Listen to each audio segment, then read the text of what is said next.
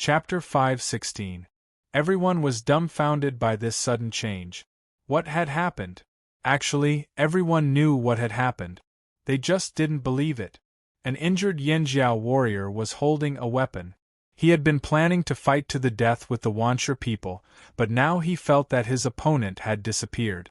It wasn't that the person in front of him had disappeared. Instead, the person standing there was like a puppet that had lost its soul.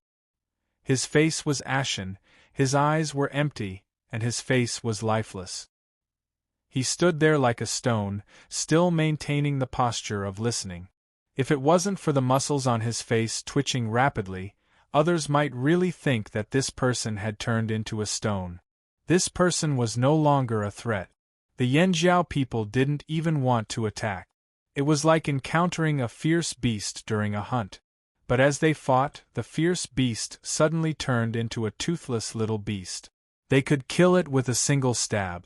This feeling was too strange, so much so that for a moment, no one wanted to continue fighting. The pressure that had been pressing down on him all this while had disappeared along with the collapse of the formation. They could no longer feel the rejection from the fire seed. The flaming horn tribesmen could no longer feel any resistance from the fire seed. The torrent-like obstruction dissipated with the wind. All of this had happened too suddenly. Such a drastic change had sent them from heaven to hell in an instant. It was so fast that no one was prepared for it. What happened? Duo Kong swallowed and looked at the other Yanjiao warriors beside him. In his past life, he was used to living without a primitive fire seed. Hence, he wasn't as sensitive to it as the people of the old haunt. After sensing the changes around him, he had a guess, but he didn't dare to say it out loud. It was too hard to believe. I think, Wansha's fire seed is gone? Tao Jing asked tentatively. He couldn't believe it either. Gone just like that? That was a primitive fire seed. It was known as the most powerful force in a tribe. A small tribe wasn't that powerful, but Wansha was a large tribe. Their fire seed could suppress everyone so much. It was obvious how powerful it was. The power of fire seeds was also divided into strong and weak. In fact, after sensing the power of the myriad stone fire seed, the leaders decided to ignore the myriad stone fire seed for the time being and wipe out the myriad stone fire seed first. After that, they would mobilize the entire team to target the myriad stone fire seed. Otherwise, they would seek help from the shaman after this battle. They were all prepared to fight for a long time. Who would have thought that something like this would happen? Under the power of such a powerful Wansha fire seed, there was actually someone who could destroy it? At this time, everyone was thinking, who destroyed it? On the side of the Wansha tribe, they were all like walking corpses. This sudden huge blow completely destroyed their psychological defense line. They didn't want to believe the possibility in their hearts, but the totemic power in their bodies was disappearing. This change was very obvious. The disappearance of power was accompanied by endless exhaustion. The weapons in their hands became heavier and heavier, and their legs seemed to be tied to boulders. It was difficult to move. The soreness in his muscles and the pain from the wounds all over his body became clearer and clearer. The totem tattoos on his body were fading and disappearing. Like firewood that had burned to the end, the flames would die out and the wood would turn to ashes.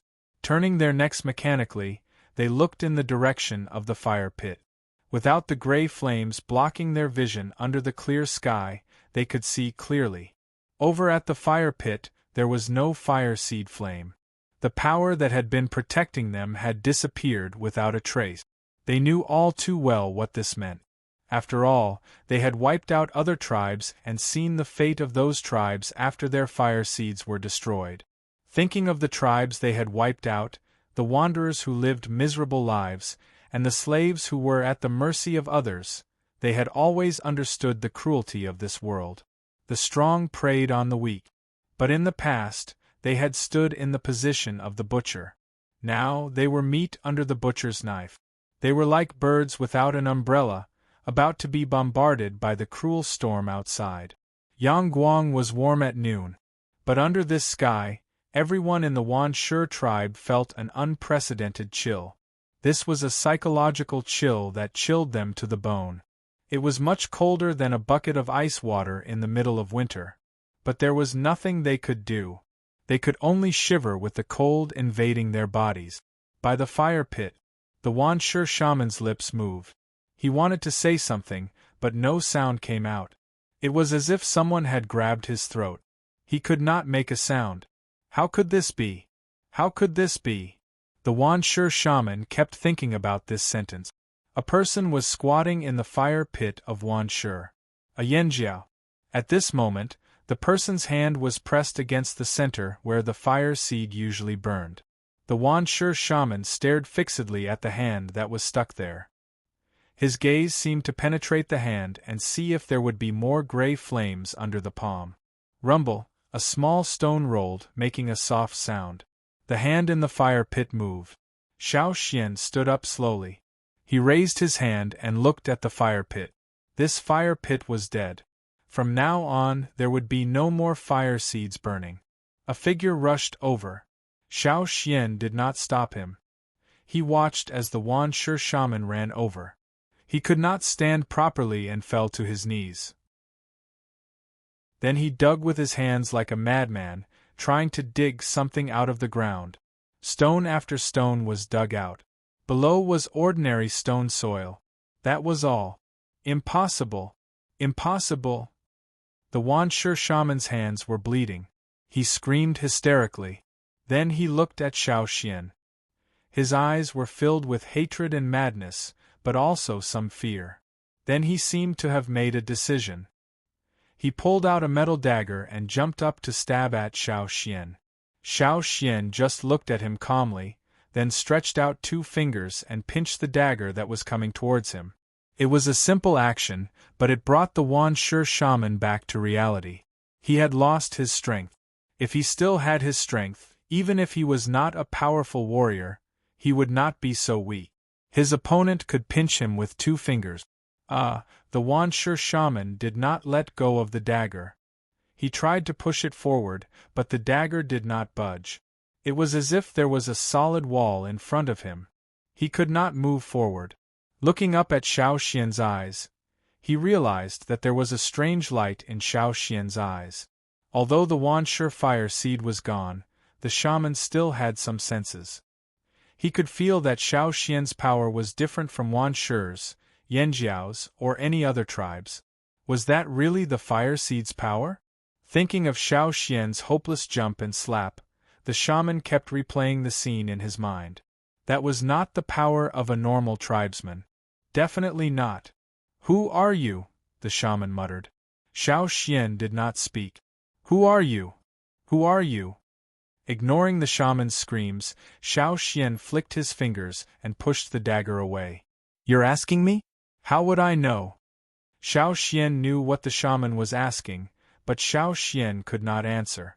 The shaman had said that to destroy the Wanshi fire seed, he had to follow the instructions of the fire seed in his body. He might also need to gather totemic power and inheritance power. However, at that moment, the power in his body was not Yanjiao's fire seed, but that strange power. Ever since he came to this world, Xiao Xian had never figured out what that power was. Why was he brought here?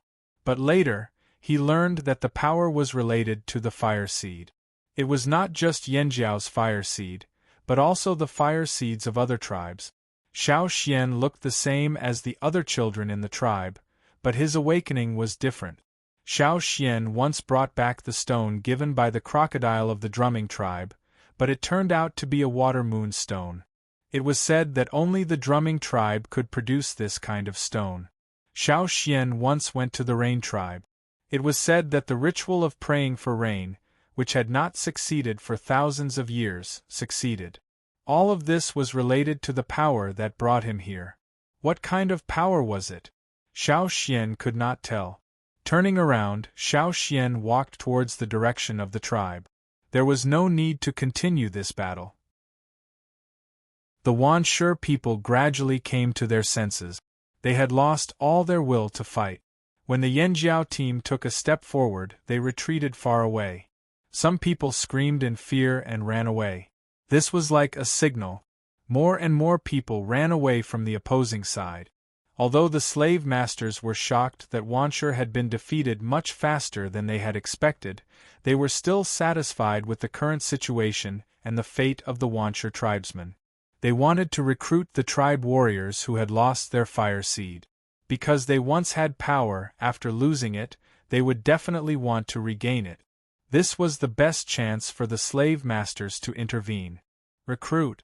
The slave masters who had shrunk away were like beasts that smelled meat. They all stretched out their claws. The flaming horns realized something was wrong. If the slave masters weren't here, they would be fine. After destroying the Wanshur fire seed, they had no interest in slaughtering the weak. However, with the slave masters here, it meant that the Wanshur people could regain their power and seek revenge. How could this be? Kill them! Kill them! Don't let them escape with the slave masters. Kill both the slave and the slave master.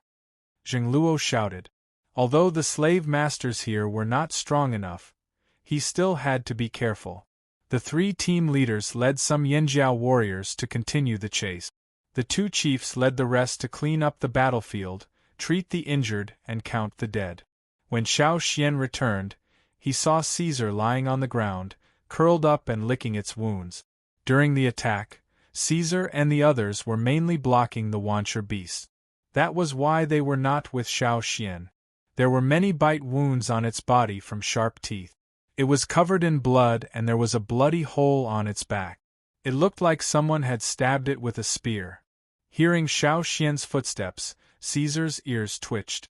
It stopped licking its wounds and turned to look at Xiao Xian. Xiao Xian's footsteps froze. One of Caesar's eyes was gone. Chapter 5:17. Some warriors ran over to treat Caesar's wounds. They belonged to the logistics category. During the attack, they were at the back of the team, but now they were running around to apply medicine to the wounded. Caesar knew the warrior and knew that he was one of them, so he didn't reject him and let him apply medicine to his wounds. There were many corpses of Wanshur beasts on the ground, most of which were incomplete. The bite marks were very obvious, and some were even directly bitten off. The ground was covered with blood.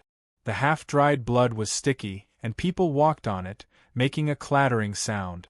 The pungent smell of blood was everywhere. Xiao Xian's tension gradually subsided, but the feeling of exhaustion became more and more obvious. The strength in his body was almost drained. He walked to Caesar and raised his hand to wipe off the blood flowing from its eyes. There were also scratches around its eyes. After checking Caesar's wounds, Xiao Xian patted it. "It's good that you're still alive." After that, Xiao Xian ignored the sticky blood on the ground and sat down directly, looking around at the battlefield. The paramedics with medicine were rescuing the wounded. Those who were seriously injured could survive as long as they could hold on. The tribe's totem warriors were very resilient. No matter whether their bodies were damaged or not, at least they were still alive. Not far away, the forest Rakos was lying on the ground with its belly facing the sky. Its feet had been tied with layers of grass and animal skins. Its feet should be injured, but no one knew how serious it was. There were many bleeding wounds on its body, and a paramedic was applying medicine to it. Generally speaking, the other beasts' injuries were different, but not much better than Caesar's. After all, facing the desperate attacks of the Wanshur beasts, even if they were ferocious beasts, they couldn't stay intact. However, these ferocious beasts' resilience was not worse than that of the tribe's warriors. Caesar's wounds were so serious that it would only take a few days to recover. But its eyes couldn't recover. He raised his hand and patted Caesar's blood-stained hair again. "You did well." Caesar gently nudged Xiao Xian with his nose and then continued to rest on the ground. While Xiao Xian was observing the battlefield, the person who was applying medicine to Caesar glanced at Xiao Xian from time to time, then applied medicine to Caesar and then looked at Xiao Xian. That warrior was curious. "I heard that Wanshur's fire seed was extinguished by an elder. How did the elder die?" Unfortunately, at that time, because of the gray flames, they were far away from the fire pit and could not see the situation over there. They could only feel that the gray flames enveloping them were collapsing one after another. When it was almost dusk, the 3 leaders returned with their men. They chased them for a long time until they could no longer catch up with the slave masters. Only then did they return. In the Wanshur tribe, other than the Yanjiao people, there were only some prisoners of war that the Wanshur tribe had captured. There were no other Wanshur people alive. Now that the Wanshur tribe was destroyed, the prisoners of war could not find a place to go. Ao Fong and the others who wanted to leave could leave. Those who did not could stay and live here like the other wanderers around Yanjiao. Of course, they had to work for it. But if they were found to have bad intentions, they could not blame the sword for being merciless. The children and women of the Wanshur tribe had been sent away. This was done when they were preparing for war. When we chased them, we found an underground cave. The women and children of the Wanshur tribe should have been there. But when we found it, there were no living people there. There were some old people's corpses in the cave. They were killed, but there were no women or children. Oh, there were also some slaves' corpses. The Wanshur people should have been taken away by the slave masters, Gigu said to the 2 leaders. In a defeated tribe, the survivors would become prisoners of war. In the hands of the slave masters, they would definitely become slaves. Once they became slaves, it would be difficult to escape. The Wanshur tribesmen without totemic power tried to escape from the flaming horns, but only a few succeeded. This was due to the difference in strength and speed. The slave masters could only snatch a few of them away. The smarter slave masters had already robbed the Wanshur tribesmen of their treasures. The Wanshur tribe was history now. The Wanshur leader, Fu Wu, had committed suicide. After the fire seed was extinguished, he stabbed himself and died. The Wanshur shaman fell in the fire pit. When Xiao Xian turned to leave, he spat out blood and died. Using the fire seed's power had used up too much of his energy. If the Wanshur fire seed was still there, he might have had a chance to breathe. But now that it was extinguished, he was like a lamp without oil. There was no way to live. Ao and Zheng Luo quietly listened to the reports of the 3 team leaders who had just returned and thought to themselves, today, the Wanshur fire seed was extinguished. Those who were lucky enough to escape from the Yanjiao would become wanderers or slaves. If it was the Yanjiao, how could Yanjiao become like Wanshur? Perhaps the disappearance of the primitive fire seed is a good thing. Ao sighed. This was the first time they had experienced a war like this. The first time they saw the destruction of a tribe's fire seed with their own eyes. The change in the primitive fire seed's form could prevent the fire seed from weakening.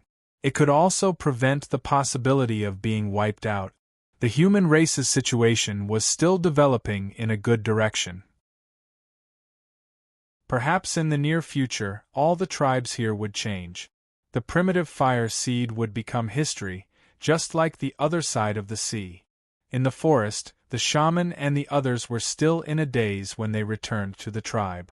They still felt unreal. How long had it been? They were all prepared to sleep outside in the cave for a few days. But they had only gone yesterday and now they were back? Was it over? Not only the Yanjiao tribesmen, but the wanderers living in Yanjiao were also shocked. How could the arrogant Wanshur tribe be gone? Many of them were still planning to run away if the situation went south, but they were told that the war was over. In a few days, they would be moving to Wanshur's former territory to build houses and reclaim land. The Flaming Horns planned to plant crops there.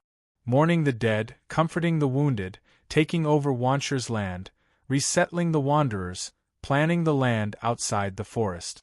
Yanjiao was very busy. Yanjiao took over all of Wanshur's belongings. After robbing for so many years, they had stockpiled a lot of things. But now they were all Yanjiao's. Without the threat of Wanshur, they would naturally expand their territory. Although the forest was big, it wasn't suitable for large-scale farming and breeding. There were too many beasts and they couldn't defend against all of them. Outside the forest, however, it was much more convenient. While Yanjiao was busy, the news of Wanshur's destruction spread to all the tribes. When the chief of the Mang tribe heard the news, his first reaction was disbelief. But he received news that the slave masters had been driven out of Wanshur's territory and went to other places. Some people went to Wanshur's territory and found that the people living there were all Yanjiao people. Everything he heard proved the credibility of the news. Really? Huang Yi still couldn't accept it. How long had it been? How long had it been since they came back from Yanjiao? Yanjiao said, "If you can do it, you can do it. If you can't, I'll do it." Did they really kill them? It was unbelievable. Losing the war was fine, but as long as their fire seed was not extinguished, they had a chance to turn things around. 10 years, 100 years, 1,000 years. As long as their fire seed was still there was hope. But there were many kinds of defeat. Wanshur was not only defeated, but their fire seed was also extinguished. It was the most complete kind of defeat. There was no chance for them to make a comeback.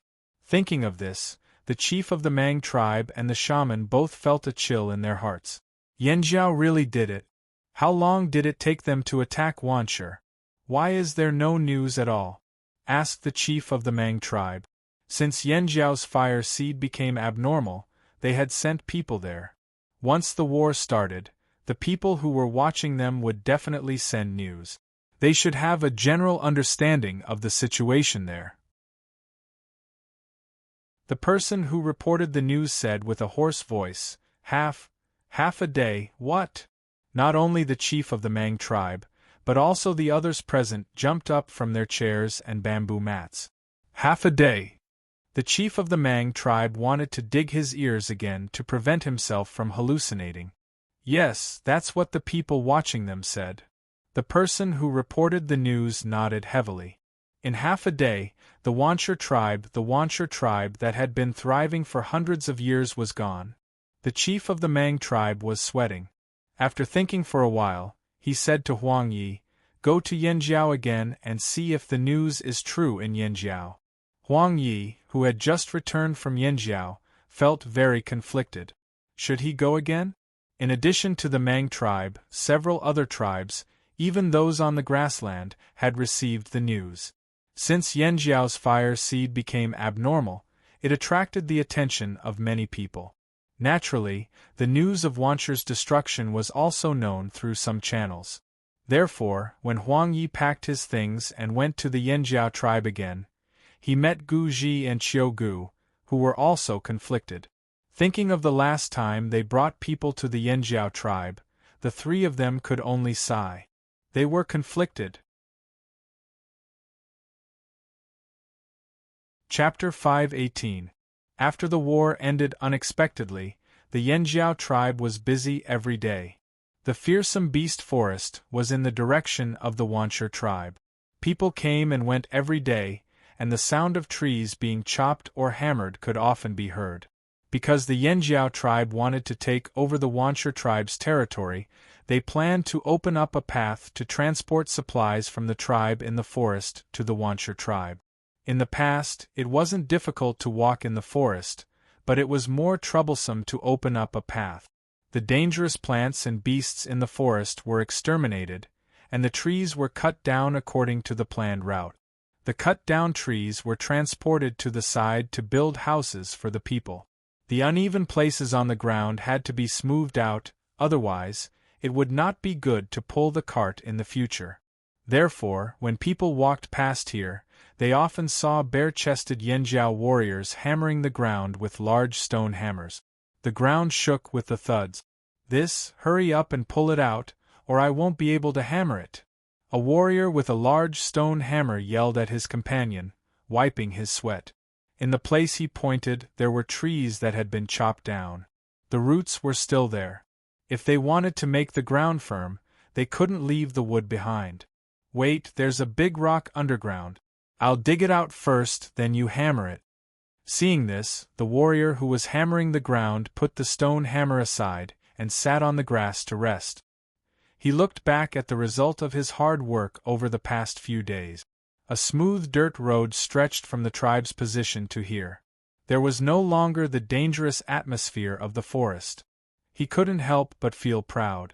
Thinking of something, he couldn't help but ask his companions, "Hey, I heard that the chief wants to trade for some cart-pulling beasts from the Lu tribe. Do you think horses or cows are better?" "Horses. Horses can pull carts, ride them, and run fast. Cows. What's so good about horses? Cows can pull carts and run fast, and I heard they can pull plows too. And cows have horns, they look more powerful." "Cows and horses are the same, but the Lu tribe's bird eggs are better," a warrior said. "TSK, the eggs of the Lu tribe are bigger than the eggs of the other tribes. Let me tell you, when we were on the other side of the sea, our tribe raised duck. They were brought back by Great Elder Shao Xian. They also had duck eggs, which could detoxify poison. It's a pity that the duck didn't come with us. Speaking of the Great Elder, he came out of the same cave as me." Ku recalled a long time ago, before they came to the old haunt and awakened their totemic power, they lived in a cave at the foot of the mountain. Hearing Ku's words, the others stopped bragging and gathered around to look around. Seeing that no one else was near, they lowered their voices and asked Ku, "Hey, brother, tell us about the Great Elder back then. Was he very powerful?" Back then, Ku recalled the thin and small figure in his memory. No one would believe that the person back then had grown to such an extent. At this moment, the first elder that these people were talking about was frowning and biting the end of his pen. "How do I write it? How do you want me to write it?" Shao Xian looked at the empty animal skin scroll. He had bites on the wooden handle of the brush, leaving bite marks on it. Shao Xian didn't have this habit before, but these days he was forced to bite the pen because of the task assigned by the shaman. In half a day, the shaman destroyed the fire seed of the Wanshi tribe. This surprised and delighted the shaman. As the first large-scale victory in 1,000 years, it must be recorded and passed down to future generations. This was a shining point in Yanjiao's history. It couldn't be missed. And to record this significant historical event, how to extinguish the fire seed was a very important part. The shaman couldn't write this part, so Shao Xian had to write it himself. But here came the problem. Shao Xian couldn't write it. How to extinguish the fire seed was almost an instinctive reaction, like a dream. After the fire was extinguished, he recovered and rested, but the process of extinguishing the fire was a little vague. Now, no matter how hard Shao Xian tried to recall, it was difficult for him to remember the key parts. First of all. Second, what Shao Xian wrote down was to be passed down to future generations of Yanjiao, so he had to be careful. Words and sentences had to be carefully chosen. Otherwise, the future generations of Yanjiao would be affected. As the Great Elder, he had to have the momentum and dignity of the Great Elder. According to the habits of the ancestors, the animal skin scrolls that recorded important events were all written concisely and clearly, with the key points highlighted. They also had special idiomatic sentences. In their eyes, this was the most solemn way of writing, so Shao Xian had to learn from them. However, Shao Xian's habit of using words was obviously different from others. With a long sigh, Shao Xian looked sideways at Guizhe on the other side of the table. As the successor of the shaman, Guizhe was also given a task and had to write a lot of things. Looking at the 3 animal skin scrolls next to him, Shao Xian didn't even need a draft. Noticing Shao Xian's gaze, Guizhe raised his head and looked at Shao Xian in confusion. Guizhe, lend me your animal skin scrolls to copy, for reference. Shao Xian said. Guizhe didn't expect Shao Xian to ask this question. Generally speaking, whether it was the shaman or the successor of the shaman, the animal skin scrolls they wrote couldn't be casually shown to others, because most of what they wrote contained some of the tribe's secrets. Even most of the people in the tribe didn't know about it. However, Shao Xian, as the great elder of the tribe, was qualified to look at the animal skin scrolls. Moreover, it seemed that there was nothing he didn't know about what was written. Guize hesitated for a moment, then handed the 3 animal skin scrolls next to him to Xiao Xian. She didn't understand. It was just an animal skin scroll, why did he have to be so hesitant? Xiao Xian used Guize's words as a reference and made a draft. He couldn't remember the specific situation when the fire seed was extinguished, so he could only leave the words "follow instinct" and "follow the instructions of the fire seed." This was the universal sentence on the animal skin scroll, so it couldn't be wrong. As for the specifics, he could only add them when he remembered. Coming out of the shaman's house, Xiao Xian looked at the sun in the sky. It should be sunny these days, which would be very convenient for the tribe to carry out their plans. In 2 days, the road from the tribe to the forest should be ready. When he returned home, Caesar was lying outside, grinding his teeth on a piece of animal bone. In the battle with the Wanshi tribe, Caesar lost an eye, but it had a strong recovery ability. As a branded ferocious beast, it also had the power of the Yanjiao's totem, but it couldn't merge with the fire seed. With the power of the totem, it could naturally recover faster. In the Battle of Wanshi, it killed the most Wanshi beasts in the tribe. Caesar was more seriously injured than the others, but in terms of recovery ability, it was better than the others. When Caesar was able to hunt in the forest, the 2 beasts in the Yangguang's house were still resting. The forest Rakos was still lying on its back because of its foot injury. When they came back from the Wanshi tribe, it was Guang who carried it back. According to the tribe's secret engraving technique, the descendants of the ferocious beasts in the tribe would become ordinary beasts again. The influence of the engraving technique would only exist in their generation. In the future, the tribe would choose the best ones from their descendants to engrave. Because of Caesar's eye injury, Xiao Xian made an eye patch with animal skin to prevent the wound from rubbing dust and stones or getting infected by branches in the forest. At first, Caesar wasn't used to it and always wanted to scratch it with its claws. Now it was much better. Sometimes when it went out to hunt, it would rub off the eye patch. Old Ku would replace it with a spare one and make a few more. The wound was almost healed, but Caesar's right eye was gone and couldn't recover. In the future, Caesar could only see with one eye, which might affect its hunting. Recently, it spent more time hunting, so it was getting used to it. Old friend, it's okay if you can't catch any prey. I'll take care of you. Xiao Xian checked Caesar's recovery and made sure there was no more infection. Then he entered the house. Xian, the people of the Lu tribe came to see you, said Old Ku, who was working on a stone tool. The Lu tribe? Yanjiao? Yes, that's him. When they heard the news of Wanshi's destruction, the people of the Lu tribe all cheered. That scourge was finally gone.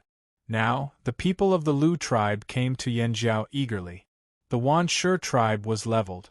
Houses, animal pens and fields were rebuilt on the ground. The people of the Lu tribe also gave free guidance to the people who built the animal pens. They taught them how to make the construction more convenient and the animals they raised would be better. Xiao Xian guessed that Yanjiao wanted to discuss with him about raising young beasts. Now that the tribe's territory had expanded, new animal pens were built one by one. Naturally, there was more demand. A few days ago, when the people of the Lu tribe came, they mentioned that Yanjiao was very willing to make a deal with Yanjiao.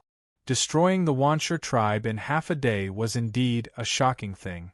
The name of the Flaming Horn tribe had also spread out. The major tribes in the central region would definitely be more vigilant now. However, they didn't dare to offend the Flaming Horn tribe. Otherwise, they wouldn't have tolerated the Wanshi tribe for hundreds of years without fighting. If they thought too much, they would think too much and worry too much, which would only make them hesitant. He just didn't know how many tribes would send people over this time. Xiao Xian looked around but didn't see Yanjiao. He heard that Yanjiao went outside the forest to guide the construction of animal pens. He would probably come back later. Xiao Xian wasn't in a hurry. He turned around and went to the Wanderers' area. The Wanderers had been living on the edge of the forest for 2 years. After all, they weren't Yanjiao people and didn't have much power. They were still afraid of this forest. Even if there were Yanjiao warriors patrolling, compared to the outside of the forest, they preferred the latter. So this time, when Yanjiao was expanding their territory, they were anxious to move there. When he arrived at the Wanderers' area, the people here were also busy. Some wanderers went out to build houses. They still had to build their own houses, but they had to follow Yanjiao's rules and couldn't build randomly. Most of the people who were still here were injured or young children. There were children running outside. Only in Yanjiao's Wanderers' area could they have such a chance. If they were in the Wanderers' area near other tribes, the young children wouldn't even dare to go out of their houses. Knowing that the Wanderers' area was busy these days, the chief also sent people to keep an eye on them to prevent trouble. When Xiao Xian arrived, a group of Yanjiao warriors were talking and laughing together.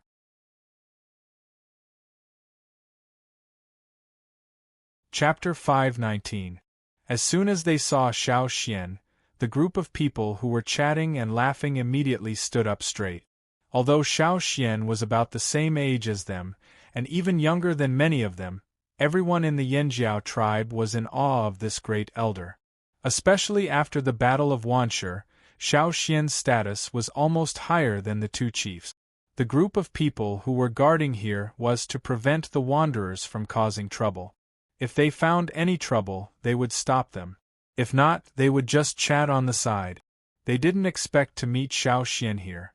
At this time, the mood of this group of people was like a student who was absent-minded in class and suddenly found the principal standing behind him. Maybe the people who were guarding here weren't asked to do anything, but they were really relaxed at this moment. So, when they saw Xiao Xian, they looked away guiltily, and then quickly glanced at Xiao Xian from time to see if the great elder was angry. Originally, Xiao Xian planned to pass by here to check on the farmlands and animal pens in the tribe. But when he passed by, he stopped and walked towards the Wanderers' area. Here he comes. Here he comes. The warriors who were guarding here felt nervous and looked down. When they looked up, they quickly looked at each other. The great elder's expression didn't look good. What should they do? Would they be scolded? Hearing Xiao Xian's footsteps approaching, their hearts beat fast.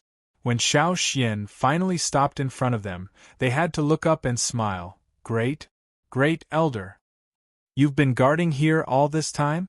Xiao Xian asked. Yes, we've been here all this time. We've been guarding here since dawn this morning. Nothing happened in the Wanderers' area, the leader replied. What about before? Was it also you? Xiao Xian asked again.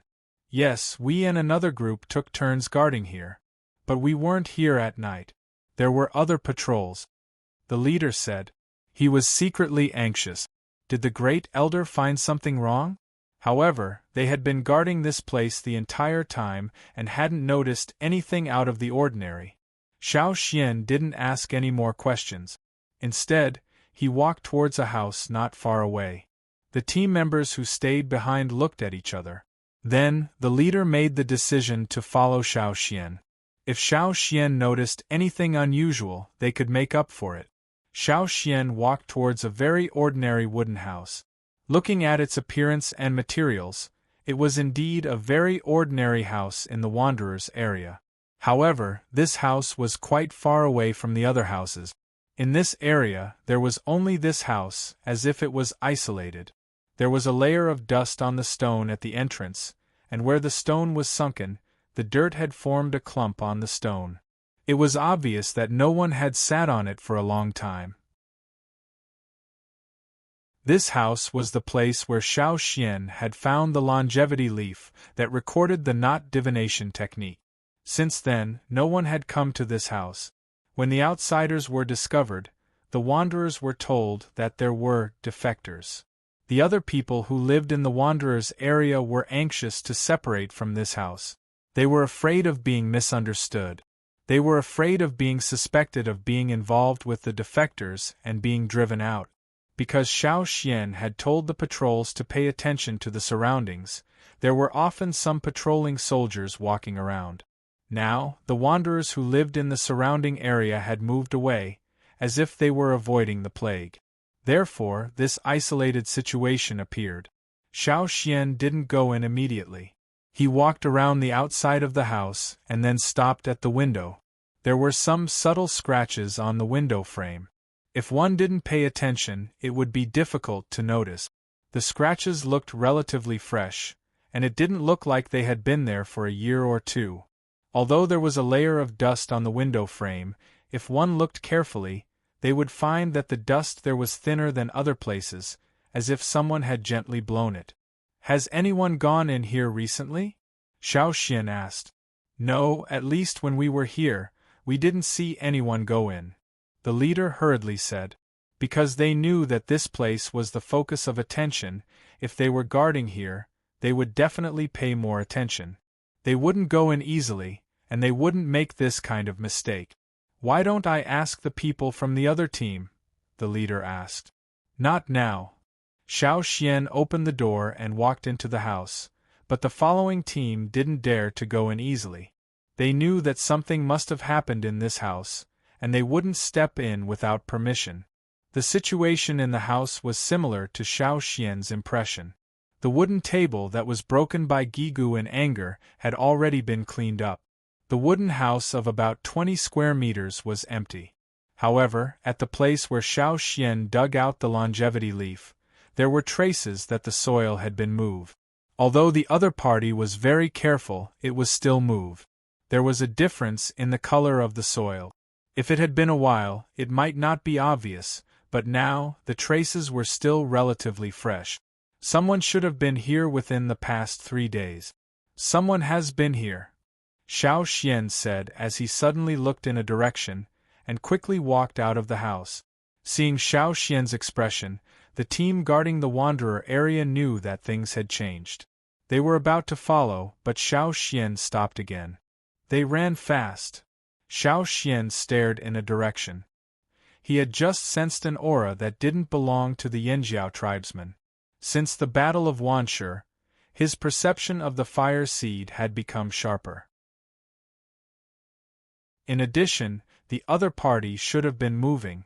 If that person had been approaching here, Xiao Xian would have sensed it. However, the other party was too cautious. He seemed to have noticed Xiao Xian's gaze and decisively left quickly. Hearing Xiao Xian's words, the faces of the guards changed. "Grand Elder, you mean there's an outsider?" This outsider was naturally not a wanderer, but someone from another tribe who had snuck in. "Yes.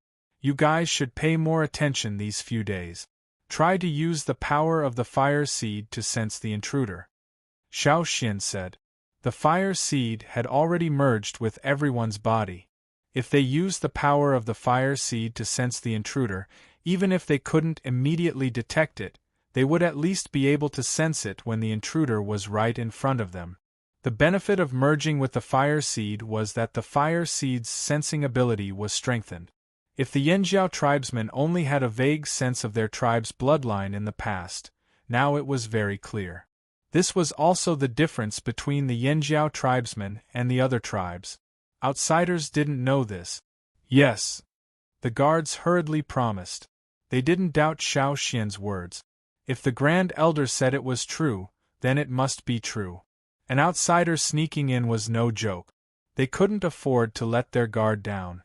At the same time, they were annoyed that an outsider had appeared in the area they were guarding.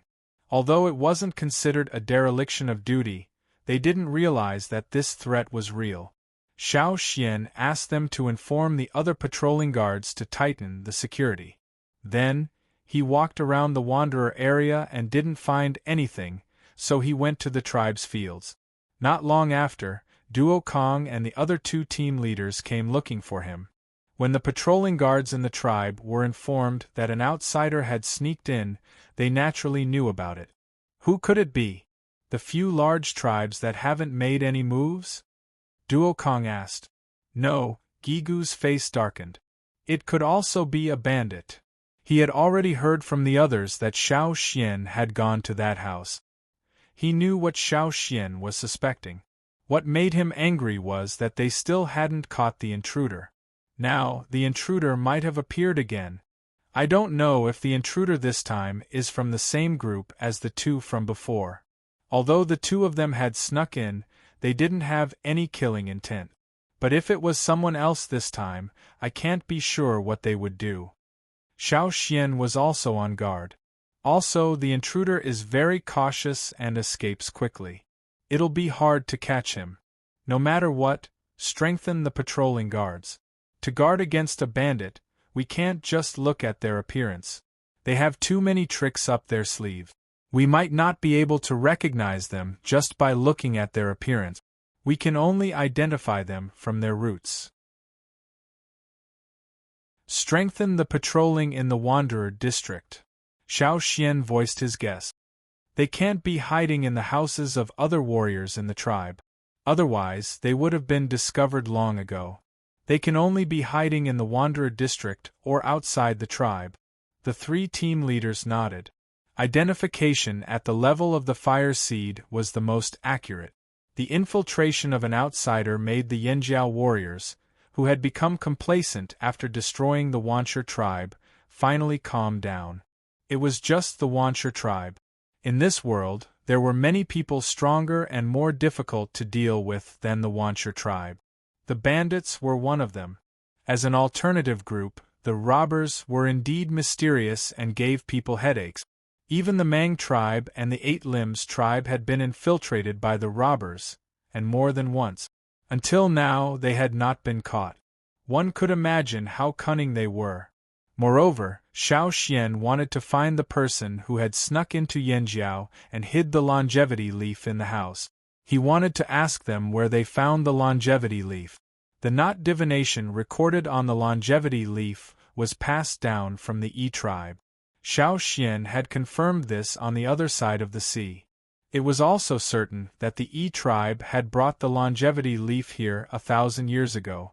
Then, from whom did the bandits steal the longevity leaf?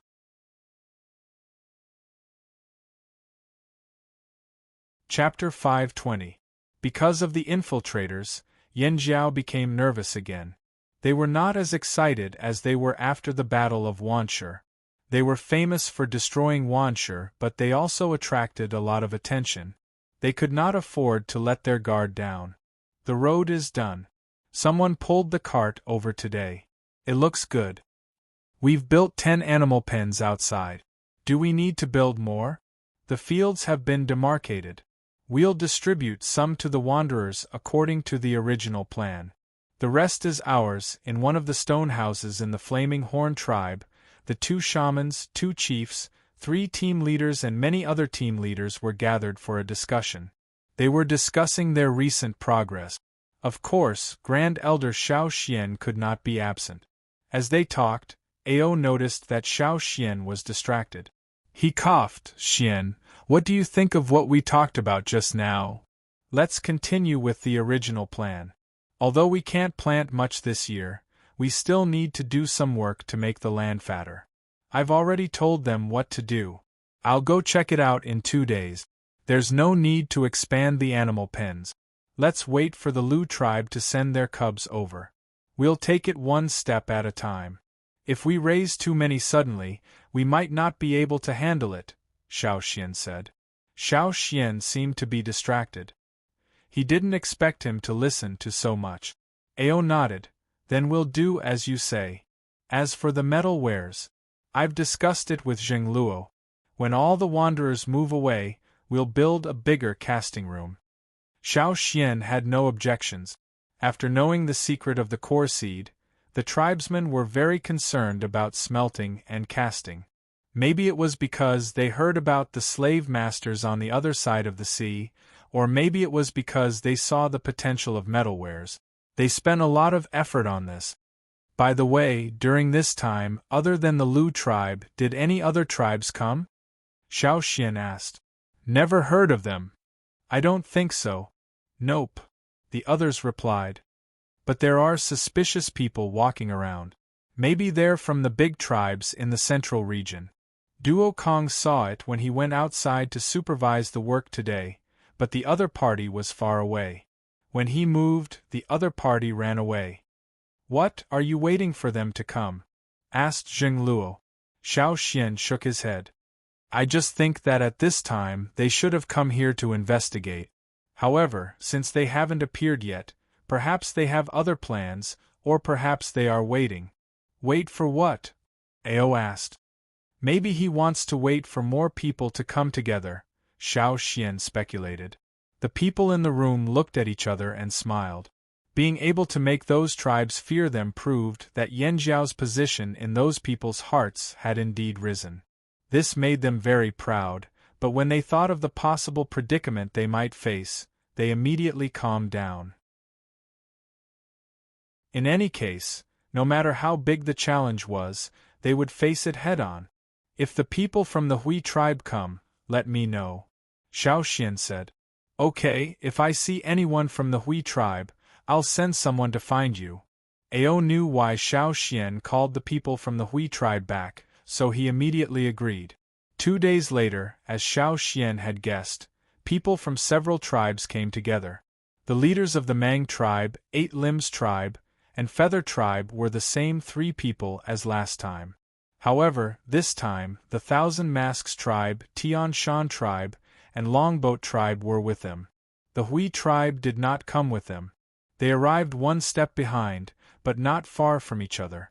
In a place like this where information did not travel quickly, they must have some special means of communication to be able to gather together. When the 7 tribes arrived, Xiao Xian was in the forging room with a few blacksmiths, thinking about how to improve the bronze wares. Although they knew some theoretical methods, there were always some mistakes in the implementation. There were not many weapons that were up to standard, let alone good or even high-quality ones. They did not even see a shadow of those. They're already here? Xiao Xian put down the bronze axe in his hand and went out with the warrior who came to inform him. Yes, the shaman and the chief are with them now, but the shaman said you're busy, so you don't have to go if you don't want to. The warrior who brought the message briefly explained to Xiao Xian. How many people from the Hui tribe came? How did they come? Xiao Xian asked. The warrior thought for a moment and said, about 10.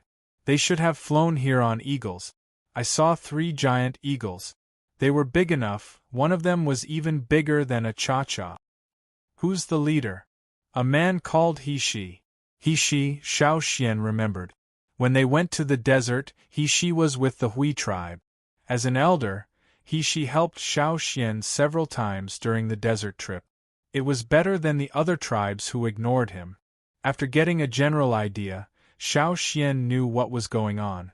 The other tribes felt that they did not have a good relationship with Yanjiao before. This time, they came together with confidence. However, this time, they seemed to have lowered their stance. It might not be because of Yanjiao's destruction of Wanshi. Perhaps their ultimate goal was still the fire seed. This was the key reason why they were forced to lower their stance. In comparison, the relationship between the Hui tribe and Yanjiao was not so bad, so they did not feel much psychological pressure. Xiao Xian waited for the other side to finish talking before he went over. The people from the 7 tribes were arranged to stay in some newly built houses outside the forest. They were not allowed to get close to the other tribes in the forest.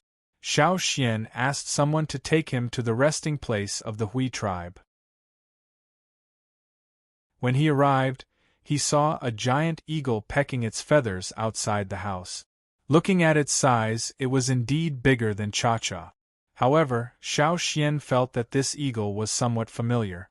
When Xiao Xian looked over, the eagle also sensed it. It turned its head to look at Xiao Xian. Obviously, it still remembered Xiao Xian. Its first reaction was to bristle. Its neck became thicker because of the bristling feathers. It even screamed at Xiao Xian. "Oh, it's you, loser," Xiao Xian said lightly. This sentence made the eagle even angrier. Its eyes flashed sharply. Standing on the ground, its claws scratched the hard ground like it was tofu, leaving a few deep marks. What's the rush? The truth is the truth, right? Shan Dao? Xiao Xian continued. This eagle was the one he had met when he went to the grassland to pick up wanderers. He had fought with the traveling team of the Dishan tribe at a trading rest place. At that time, this eagle had been badly beaten by Cha-Cha. Therefore, Xiao Xian was right to call it a loser. At that time, this eagle was not so big. It was about the same size as Cha-Cha. Now it had changed so much. This was not the result of natural growth.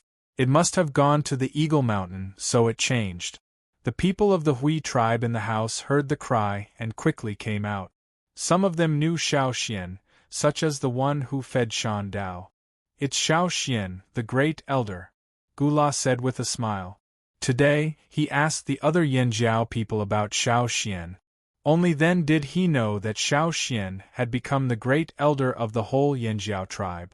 Moreover, judging from the expressions of the Yanjiao warriors when they talked about Xiao Xian, it was definitely not because of connections. Oh, it's Gula. Xiao Xian also recognized the leader of the Hui tribe's trading team. "Great Elder Xiao Xian, what brings you here at this time?" Gula was very happy to see Xiao Xian. It was rare to see someone he knew, so he wanted to talk with him. He also wanted to know more, but he began to feel uneasy when he thought of something. "I heard that Cha-Cha went to the Hui tribe 2 years ago and left with several eagles of your tribe. Is that true?" Xiao Xian asked directly. "It really came." Gu Lei's eyes flashed with worry.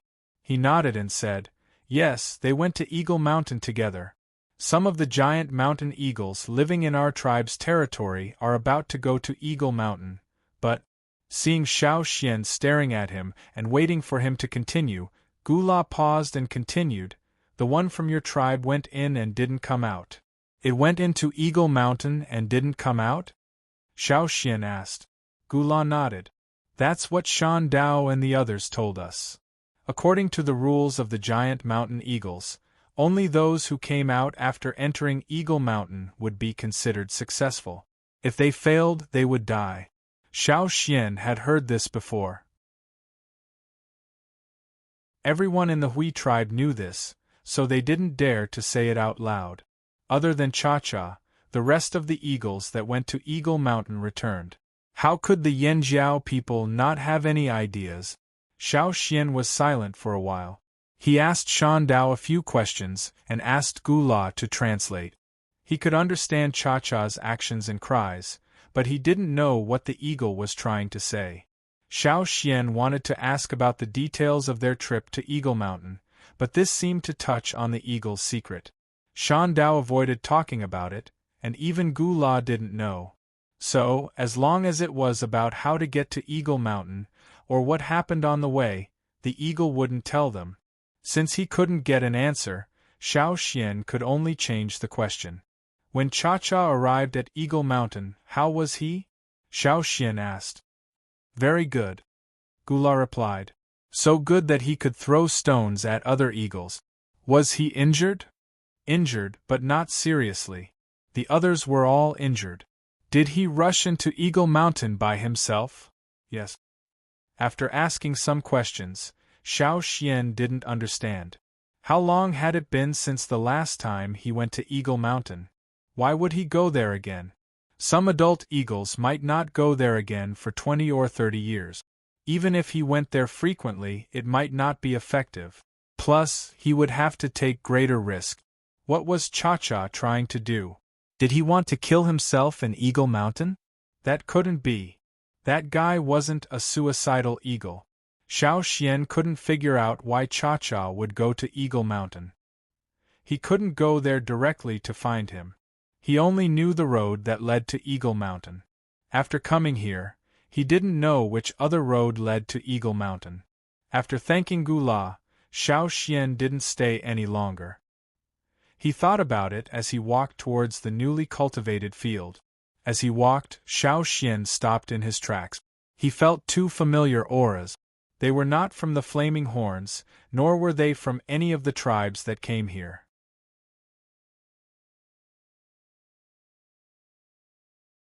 Chapter 521. When Xiao Xian came here to find the tribesmen, people from other tribes were watching this place. The place where they were settled was not far away, so if there was any movement the others would know. When Xiao Xian came here, people from other tribes naturally saw him too.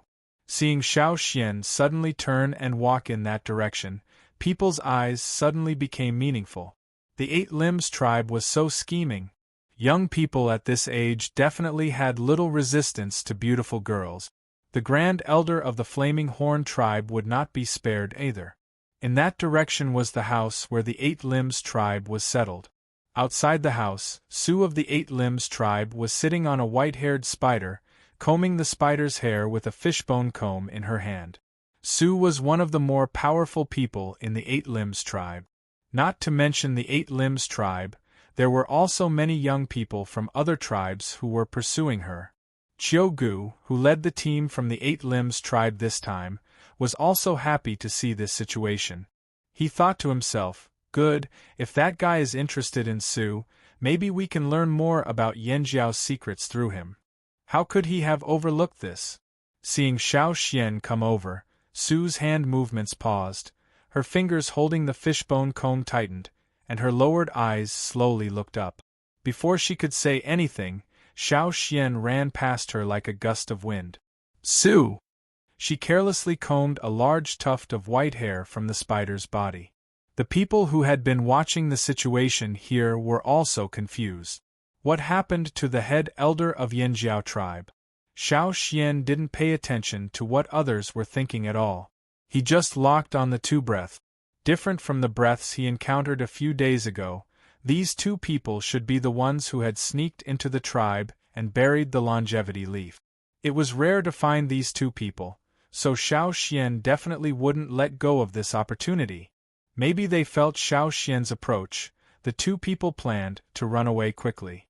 Want to escape? Xiao Xian's knees slightly bent, like a taut bowstring trembling slightly. He sped up again and ran away with a whoosh, leaving only a faint shadow for the people behind. The people of the 7 tribes looked at Xiao Xian's sudden crazy behavior in confusion. "What's wrong with him?" someone asked. "Who knows, maybe he's in a hurry to eat meat. I heard that Yanjiao people love meat. They love meat, but they don't lack it. Anyway, Yanjiao is a big tribe now. Even if they are in a hurry to eat meat, they shouldn't be in such a hurry. Who knows, after all, Yanjiao's was rude and rude and rude. They had never been able to tear their image's names's impression. From the Yanjiao people. ISSS to follow him. SS. Someone sighed with emotions, S. They were just discussing whether they could follow a person with a slightly higher status in the Flaming Horns tribe. Maybe they could find out some secret. But after seeing the scene in front of them, they were deeply suspicious. Although they didn't understand why Xiao Xian was doing this, they couldn't help but be curious. Xiao Xian was running in the direction of the Yanjiao tribe, and it looked more like he was chasing after someone. The people who had been hiding in their houses to discuss countermeasures all ran out. Because this was still Yanjiao territory, they couldn't move freely. They could only jump onto the roof to see further. "There's someone running in front!" someone on the roof exclaimed. In front of Xiao Xian, there were 2 figures running so fast that they couldn't see their faces clearly. It seemed that Xiao Xian's target was those 2. Yanjiao's patrol team is following him. Something must have happened. Besides us, who else has snuck in? Without much hesitation, the Feather, Tianshan, and Hui tribesmen hurriedly called out to their own tribe's birds. Of course, the roof couldn't be compared to the sky. Moreover, they couldn't run around on land, so how could the Yanjiao control them in the air? Yanjiao only had 1 bird now, and the more threatening eagle was long gone. They had nothing to fear now. "Let me up!" Someone from the Longboat tribe ran towards the Feather tribe, but was kicked away by the Feather tribesmen. "Get lost, go find the Tianshan and Hui tribes. Their eagles are bigger." The Feather tribe's birds were mostly small, so they could only carry a limited number of people. In terms of air power, the 2 tribes on the grasslands had the advantage. Unfortunately, they wouldn't let anyone from other tribes stand on their back. Several birds took off almost at the same time, chasing after Xiao Xian. When Xiao Xian chased after the two figures, the Yanjiao patrol team naturally noticed something was wrong. Moreover, the two people who snuck in hid well and were far away from the Yanjiao warriors, so the patrol team didn't notice them. But once they started running, their totemic power soared, and the fire seed's aura became stronger. They obviously weren't from their own tribe, nor were they from the 7 tribes that came today. They must be the targets they were guarding against these days. Chase. The patrol team held their breath and ran after them. However, not everyone had Xiao Xian's speed. The patrol team had only just reached the edge of the tribe, but they were already far behind the 3 people in front of them, and the distance was still increasing. Even if they were left far behind, they had to keep following. Maybe they could help when the time came. Moreover, the tribe rewarded rewards based on merit. How could they give up such a good opportunity to earn merit? In the patrol team, a few Yanjiao warriors who weren't good at speed stopped. They couldn't keep up with the rest of the team, and if they stayed, they would only be a burden. They could only turn around to inform the leaders of the tribe, and at the same time, guard against other people who might have snuck in. On the ground, Xiao Xian locked onto the 2 people and kept chasing after them. His legs were so fast that they couldn't be seen. His whole body left a faint, fleeting shadow on the grassland. Run? You can run once, but I won't let you run a second time. If I don't catch you today, I'm not the great elder. Xiao Xian sped up again, and the air whizzed past, leaving a whistling sound. His 2 arms kept swinging and cutting the air, making whooshing sounds. At this time, Xiao Xian was like a speeding train, whizzing past on the ground. The patrol team behind could no longer see their great elder's figure. They could only vaguely judge the direction from the fire seed's aura. Keep chasing. The leader of the patrol team gritted his teeth and said. They had already chased so far away from the tribe, it wasn't good to turn back. The people of the Feather Tribe, Tianshan Tribe, and Hui Tribe in the air were also dumbfounded. They knew that Xiao Xian ran fast, but they didn't expect him to be this fast. They almost couldn't keep up. Not to mention the Yanjiao patrol team and the people in the air, even the 2 people running at the front were very surprised, and their mouths were bitter. How did this kid catch up to them? He didn't chase this fast before. No, that kid didn't have this kind of speed before. The people in the air, as well as the Yanjiao patrol team, were all ignored by these 2 people. The only thing they were afraid of was Xiao Xian. Xiao Xian's pursuit exceeded their expectations, and they had no choice but to take measures. Fortunately, Xiao Xian was only one person, and there were 2 of them. Needless to say, the 2 suddenly split up and ran in 2 different directions. As long as Xiao Xian paused and hesitated for a second or 2, they would be able to leave Xiao Xian further behind. That would be half the battle won. However, they didn't expect that Xiao Xian didn't stop at all. He didn't even slow down. He continued to chase after one of the figures and didn't care about the other one. Damn it! Why didn't that kid even stop? The person being stared at by Xiao Xian cursed in his heart. Unfortunately, this wasn't the time to be distracted. After chasing for so long, that kid showed no signs of slowing down. They didn't have the advantage in speed, and they might not win in terms of physical strength. They had to use other methods. The person running at the front quickly observed the terrain. They were already quite a distance away from the Yanjiao tribe, and far away from the territory once occupied by Wanshi. There were more trees around, and further ahead there was a dense forest. Good. The person running at the front was secretly happy. He was also very good at hiding in the forest. Let's see if that kid can still find us after we hide in the forest. Xiao Xian also thought to himself, You think I can't find you if you hide in the forest?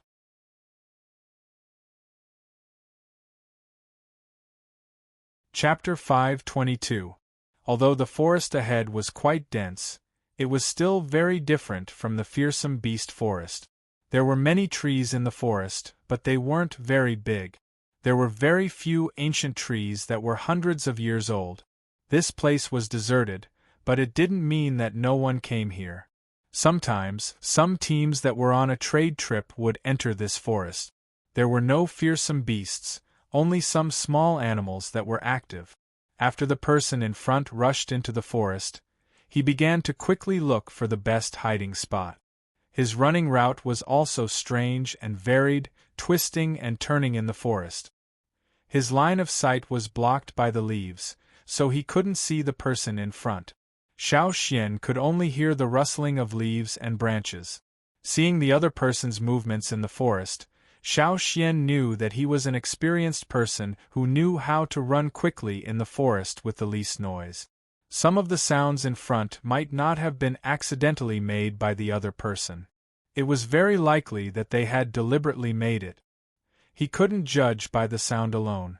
Those were all interference methods used by the other person. Xiao Xian kept a close eye on the other person's fire seed. However, as he chased, the other person's fire seed suddenly disappeared. Strange. Xiao Xian slowed down his footsteps, then slowly moved forward. There were a few small animals hugging branches in the surrounding trees, looking curiously at Xiao Xian. They made a threatening sound, but Xiao Xian ignored it. There was a slope in front of him. Because of the dense weeds, Xiao Xian couldn't see the situation below the slope. He could only judge from the sound of running water that there was a small river below. In the middle of the slope, there was an animal skin coat that the other person had worn. Further down the slope, there were also the pants and shoes that the target had worn. Xiao Xian didn't go down to check. Instead, he stood at the top of the slope and looked around. There were a few thicker trees around. Perhaps because there weren't many people here, the trees were older than the trees in other places. The shrubbery wasn't very tall, so Xiao Xian could see the general situation of the surrounding ground. After scanning the bushes, Xiao Xian walked around the surrounding ancient trees. From time to time, he would look at the branches on the trees. Occasionally, he would stop and listen to the surrounding sounds to see if anyone was approaching. For a moment, the only sound that could be heard was Xiao Xian's footsteps on the ground and the rustling of branches. Not far away, a few birds were chirping, which made this place seem even more desolate. Xiao Xian walked back and forth a few times to check the surroundings before leaving. After Xiao Xian left, the surroundings became quiet again, with only the faint chirping of birds and insects. After a while, there was a slight movement on the tree near the slope, as if someone was gently scraping the bark of the tree. About 20 meters above the ground, at the intersection of two branches on the tree trunk, a pair of eyes suddenly opened, and the eyeballs even moved a bit. At first glance, one would think that the eyes grew on the tree. However, upon closer inspection, one would realize that the eyes weren't embedded in the tree, but belonged to someone else. The texture and wrinkles on the tree bark gradually receded, revealing human skin. With the sound of light breathing, a humanoid figure was revealed. This person was the target that Xiao Xian had been chasing. After looking around, the person nimbly slid down the tree and prepared to leave. However, after taking 2 steps, his scalp suddenly tightened. His sharp intuition told him that there was danger here. His eyelids twitched, and he suddenly had a bad feeling. Run. He stepped out and prepared to start his second round of running. However, before he could start running, his leg seemed to touch something. With a buzzing sound, the branches on the surrounding trees seemed to be suddenly cut off. The broken branches and leaves flew up, and the easily overlooked thin threads gathered in his direction. His leg was tightly bound.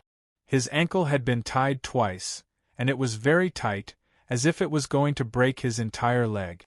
He could feel that if he tried to break free, his leg might be crippled. He wanted to take out a knife to cut the thread, but he didn't have the time.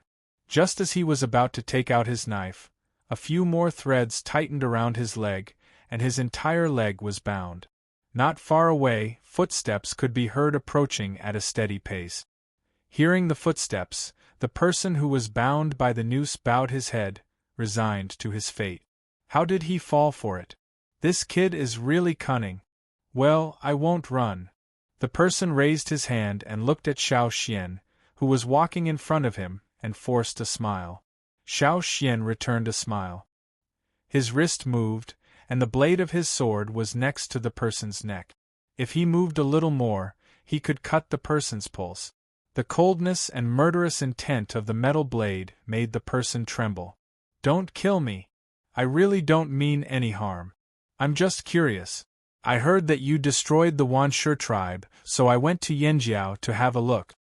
Xiao Xian didn't talk nonsense with him. His sword didn't move at all, and he said, "Come out." The person raised his eyebrows slightly, but didn't speak. The surrounding forest was very quiet. There were no human voices, only the sounds of insects and birds in the forest. You don't want to come out? Then I'll collect his corpse. Xiao Xian was about to cut down. Wait! A woman's voice, of unknown age, came from behind the bushes. She looked very young, but gave Xiao Xian a sense of weather-beaten maturity. Her face was very ordinary, the kind that was easy to forget. She was dressed like a Yanjiao tribesman. The patterns on her animal skin clothes were all Yanjiao-style flame patterns, and the bone ornaments she wore were similar to those of the Yanjiao tribesmen. If you only looked at her appearance, she wouldn't stand out at all among the Yanjiao tribesmen. No wonder this person could sneak into the territory of the Yanjiao tribe. If there's something we can talk about, there's no need to kill. The woman was still calm. You haven't killed him yet, so I guess you want to learn more from us. That's right. Xiao Xian withdrew his sword, but he didn't retract the worm silk that bound the person. The woman glanced at the person who was tied up and saw him shake his head. She knew that the thread that bound him wasn't ordinary and couldn't be easily broken. She had to think of another way. Xiao Xian pretended that he didn't see the exchange of glances between the two. He asked, "Who are you? Why did you come to the Yanjiao tribe? Don't tell me you sneaked in because you were curious. I don't believe that. If you continue to talk nonsense, I'll break your leg." Although Xiao Xian's tone was calm, the two of them knew that he wasn't joking. The sword that was placed on the person's neck just now was very real. If the woman didn't come out, the sword would have cut him down. Knowing that it wasn't easy to fool him, the person who was tied up thought for a while and said, "Robber 11. Robber 12. The woman who walked over said unwillingly.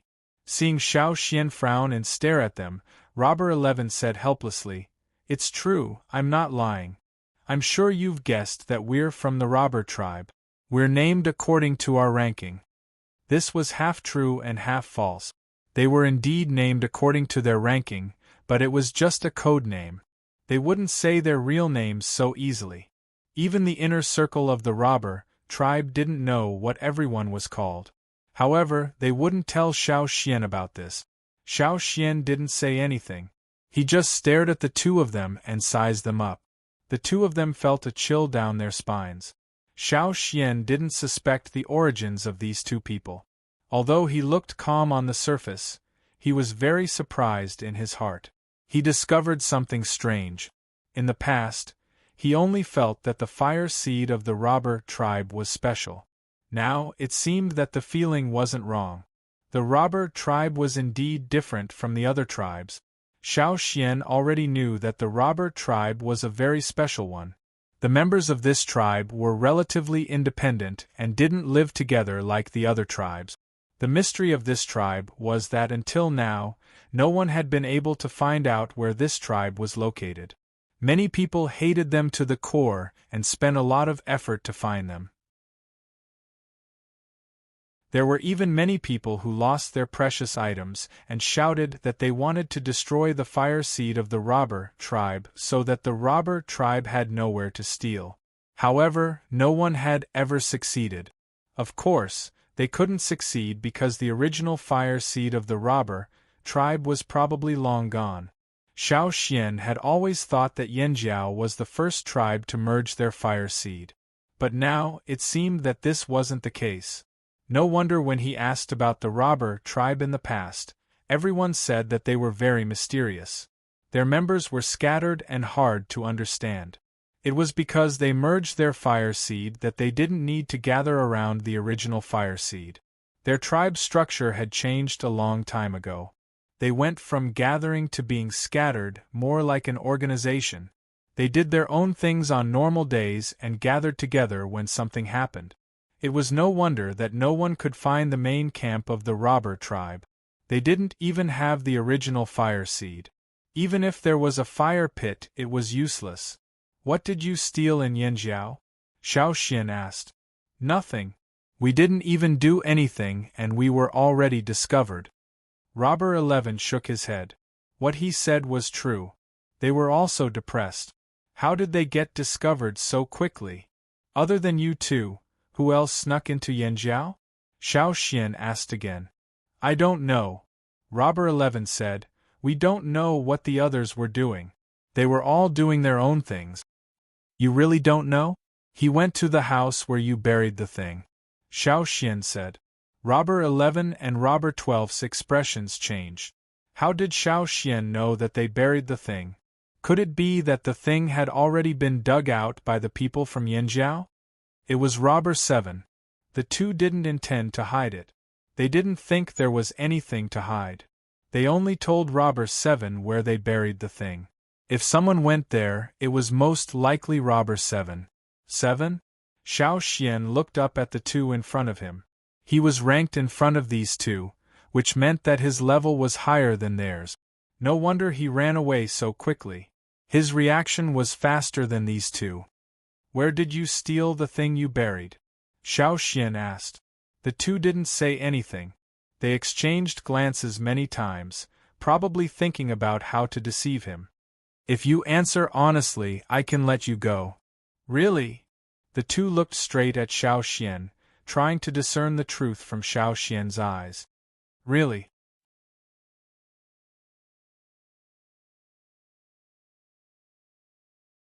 Chapter 523.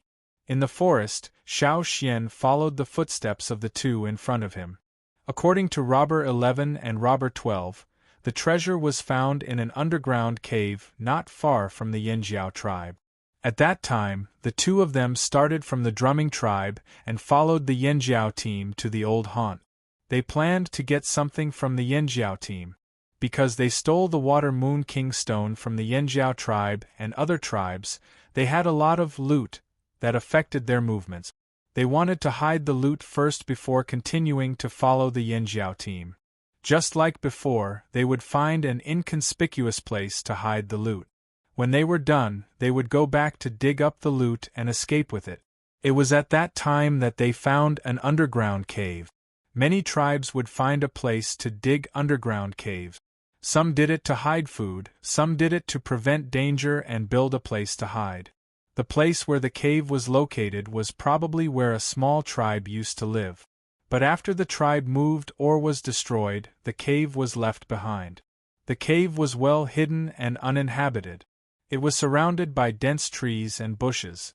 If they didn't deliberately dig around to hide the treasure, they might not have found the cave.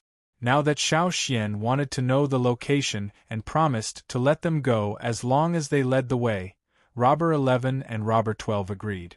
Robber 11 and Robber 12 had never been caught before. Even if they were discovered, they could escape quickly and hard to catch up with. This was their first time being caught. They could either be killed or lead the way. They could only choose the latter. The two of them were husband and wife. If one was caught, the other wouldn't think of running away. Unless it was absolutely necessary, Robber 12 wouldn't leave alone. She also didn't dare to act recklessly. The other end of the string tied to Robber 11's leg was in Xiao Xian's hands. She didn't have the confidence to kill Xiao Xian before Xiao Xian made his move. She could only wait for an opportunity. We're almost there. I remember it's around here, Robber 11 said as he moved his ankle. If he didn't use a knife to cut them, he wouldn't have been able to break free from those threads. The more he struggled, the tighter they became. Now, his entire leg was numb. If one of his legs was crippled, he wouldn't be able to keep his title as Robber 11. He couldn't accept the fact that he couldn't get into the top 10 and fell to 11th place. Only by squeezing into the top 10 could they learn more secrets and obtain more attractive things. Their status in the tribe would also be greatly improved. He didn't want to risk losing a leg, so he was willing to compromise. He only hoped that Xiao Xian would really let him go. Robber 11 recalled the first time he met this kid. Back then, this kid wasn't that strong. Getting rid of him was child's play. How could there be such a huge change in just 2 years? Yes. Xiao Xian memorized the surrounding terrain. Next time, if no one led the way, he could come here himself. He could even fill in the gaps on the incomplete map. Yanjiao's patrol team had received the message from Xiao Xian and turned back. As for the people from the Feather Tribe, Tian Shan Tribe and Hui Tribe, they lost track of Xiao Xian and Robber 11 and Robber 12 after they entered the forest. Xiao Xian wasn't interested in knowing where they went, whether they continued to search or returned to Yanjiao. Now, no one was following them. Logically speaking, Robber 11 and Robber 12 should be happy that no one was following them. 2 against 1, they should have the advantage. However, they didn't feel that way. Instead, they became more cautious. Xiao Xian dared to follow them alone. Either he was too arrogant and stupid, or he wasn't afraid of them playing tricks on him. For the sake of his leg, Robber 11 decided to be honest. He had to think carefully about his escape plan. This kid didn't seem like someone who would fool around. It's over there. Robber 11 pointed to Xiao Xian. At the same time, he paid attention to Xiao Xian's expression to see if Xiao Xian had any killing intent towards them. Xiao Xian looked over and saw that the area between the 2 hills was just an ordinary grassland. The ground was overgrown with weeds. Robber 12 noticed Robber 11's gaze. She hesitated for a moment before walking over and taking out a knife. Both of them had a habit of leaving a mark where they hid something that no one else could see. It was a mark that only the 2 of them could understand. Hence, after Robber 12 went over, he quickly found the right place to stab. She removed the layer of soil on top, revealing a square stone slab that was about a meter long. The stone slab was thick, so Robber 12 had a hard time prying it open. Although they ran fast, they weren't strong enough. Robber 11 wanted to go over and help, but Xiao Xian walked over and reached out his hand that wasn't holding the silk thread. He grabbed the thick stone slab and lifted it up along with the layer of soil that was still covering it. Seeing Xiao Xian lift the thick slab of stone as easily as peeling off tree bark with one hand, the 2 of them were impressed by the strength of the flaming horn tribesman. It's down there. Robber 12 and Robber 11 looked at each other. They jumped down first and led the way.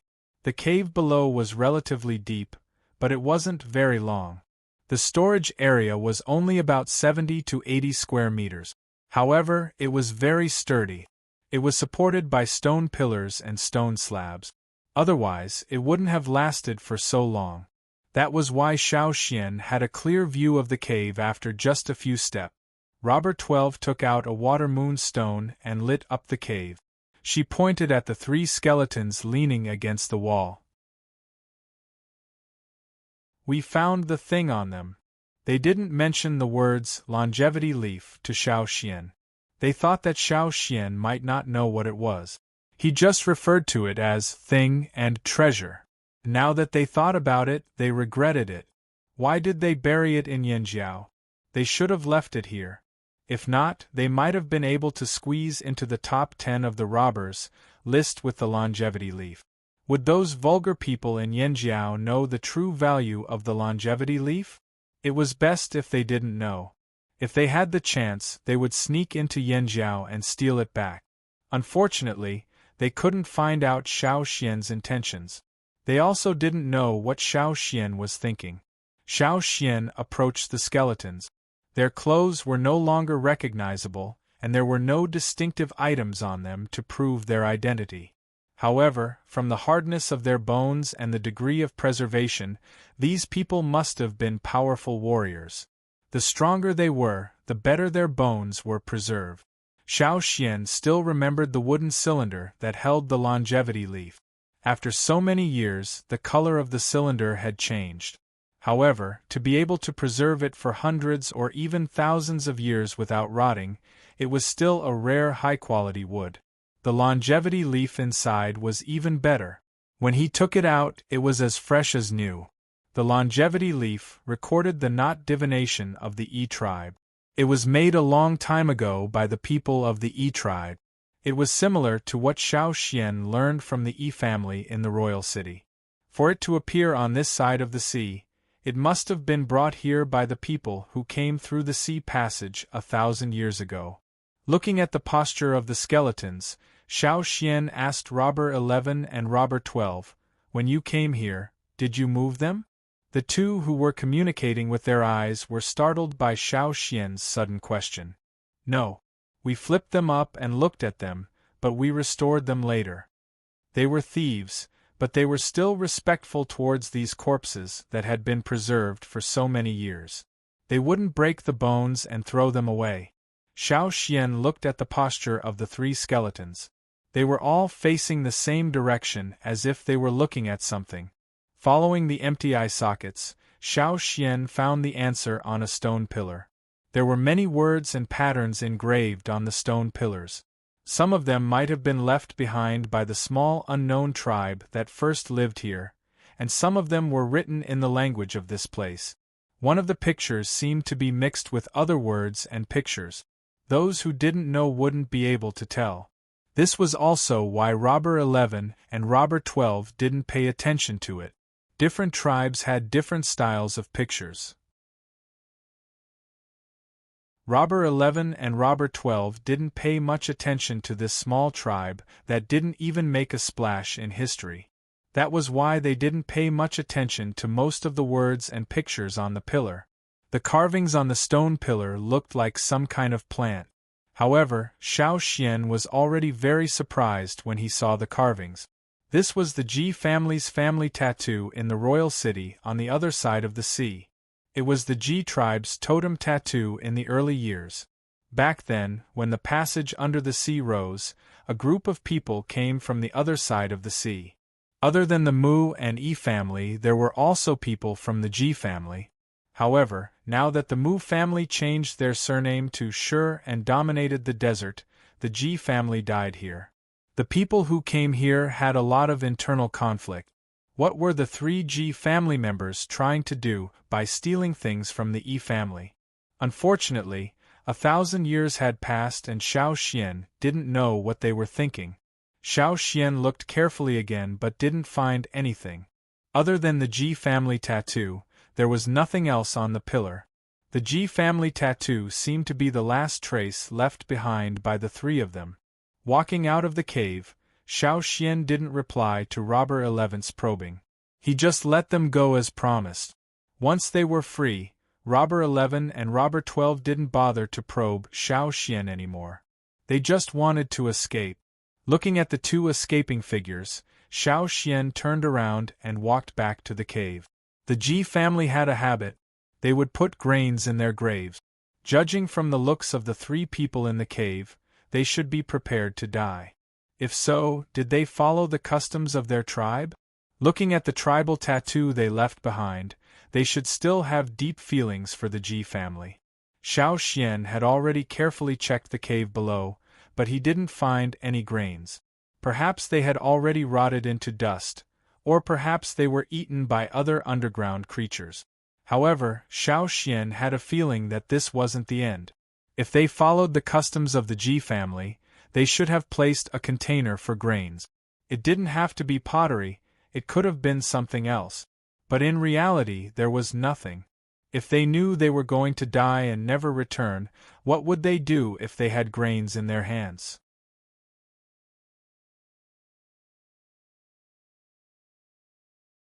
Chapter 524.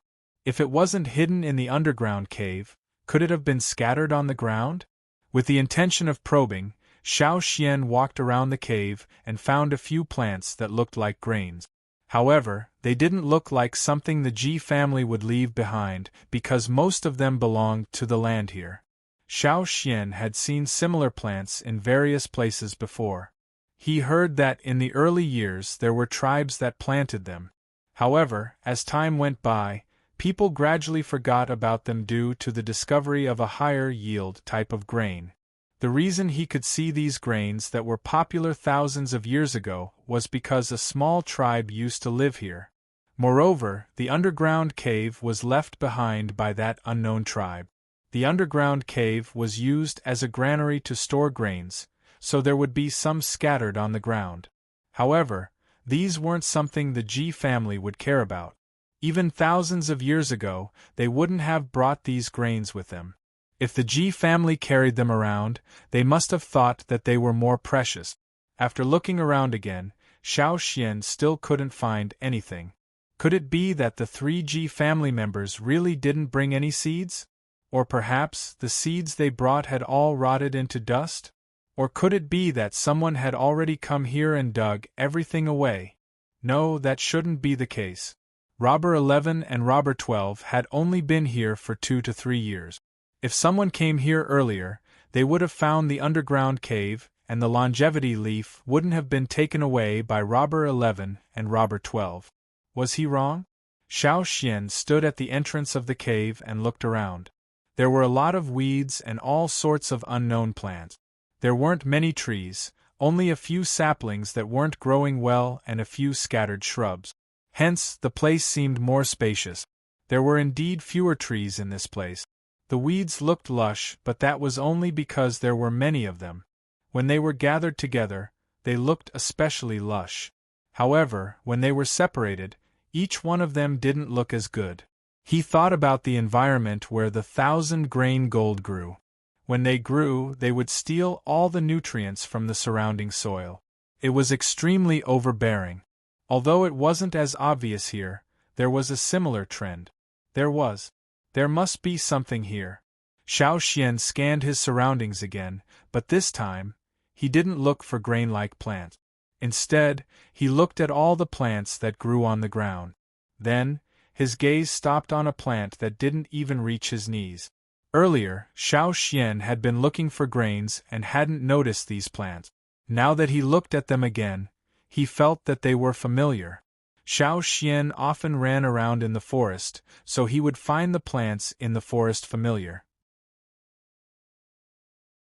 However, this time, it was not the plants he had seen in the forest. After thinking about it carefully, Xiao Xian felt that this was very similar to a plant he had seen in Jiju's field. At that time, Xiao Xian had gone to look for Jiju. Jiju had brought him around the golden grain fields, and he had seen many of the plants that were commonly grown there. There were crops for daily consumption and some more special plants. Among them, there was a plant that Jiju called veins of the sky. In the golden grain fields, there was a large plot of land specially set aside to grow it. Usually, there were people guarding it. The slaves were not allowed to go there at all, and the stewards had to take care of it personally. However, Jiju didn't say much at that time and left with Xiao Xian. The golden grain fields were famous for their grains. Jiju had mainly introduced Xiao Xian to grains, so they had only walked past the place where veins of the sky were planted. Xiao Xian didn't have a deep impression of it. If he hadn't seen this plant here, he wouldn't have remembered what veins of the sky looked like. The plant not far away looked very similar to the veins of the sky planted in Jiju's field. However, in comparison, the ones planted in Jiju's field had more leaves and grew better. The ones here were very shriveled. If one didn't look closely, they wouldn't be able to associate it with the dense foliage of the plant. This was one of the reasons why Xiao Xian didn't notice it at first. As for the veins of the sky, Xiao Xian had only seen its surface part and had never seen its underground part. The only thing he knew was that the most precious part of the veins of the sky was all underground. Moreover, the veins of the sky looked very similar to the distribution of the meridians in the human body. They were born this way, so they were named veins of the sky. Was it really veins of the sky? Were these brought here by the 3G family members? After discovering one, Xiao Xian looked around. He saw a few more, but they weren't big and didn't grow as well as the ones in the golden grain field. Xiao Xian stabbed his sword into the ground and took out a dagger. He planned to dig one up first. After taking 2 steps, he suddenly felt that something was wrong. Xiao Xian tilted his head and looked at a bush about 10 meters away from him. He had always thought that it was just an ordinary bush growing here, but now he felt that something was wrong. He turned around and walked towards the shrub. When he got closer, he realized that it wasn't a shrub, but a plant with many branches. The leaves on the branches weren't very big, but when compared to the vein of the heavens, he realized that the leaves on the branches were exactly the same. The only difference was that the stem of the veins of the sky wasn't made of wood. The one Xiao Xian saw in the golden grain fields wasn't made of wood either, but this one was. This, veins of the sky, could be said to be the best growing plant in this area. Although it was only half the height of a person, it was the largest of all the other veins of the heavens in the area. If the veins of the sky weren't herbs that only grew for a few years but could turn into wood and grow endlessly, then could this biggest, veins of the sky, have been left behind by the Ji family? But after 1,000 years, this was the only change the veins of the sky had? No matter what, this was still a huge discovery. Xiao Xian was excited. Although he was anxious to see how the biggest veins of the sky grew, he didn't touch it directly. He didn't know what the underground part of the veins of the sky was like. If he wasn't careful, he might accidentally destroy a treasure. So, Xiao Xian walked back, took the dagger, and carefully dug out the small one he had found earlier. Bit by bit, the soil was removed. This plant that didn't even reach Xiao Xian's knee revealed its root. There were many roots. If not for the different stems and leaves, Xiao Xian would have thought he was digging up ginseng. However, this root was even finer and more numerous than ginseng. Xiao Xian was even more careful, trying his best to dig out this veins of the sky. The more he dug, the more shocked he became. When he saw the complete veins of the sky, Xiao Xian felt a chill run down his spine. It was too similar. It was too similar. When Xiao Xian first heard about the veins of the sky from Jiju, he only knew that the most useful underground part of the veins of the sky looked very similar to a human's meridians. Now that he saw it for himself, he knew how similar it was. The roots he dug out were no more than the length of a palm. Each of the thin roots seemed to correspond to a meridian in the human body. Which part was thick, which part was thin, which part was long, which part was short, which part was forked. More than 90% of them corresponded. The veins of the sky lived up to its name. Xiao Xian didn't know what the veins of the sky were used for. Jiju didn't mention it at the time, only telling Xiao Xian that it was a plant used for medicinal purposes. However, looking at it, it should be related to meridians, right?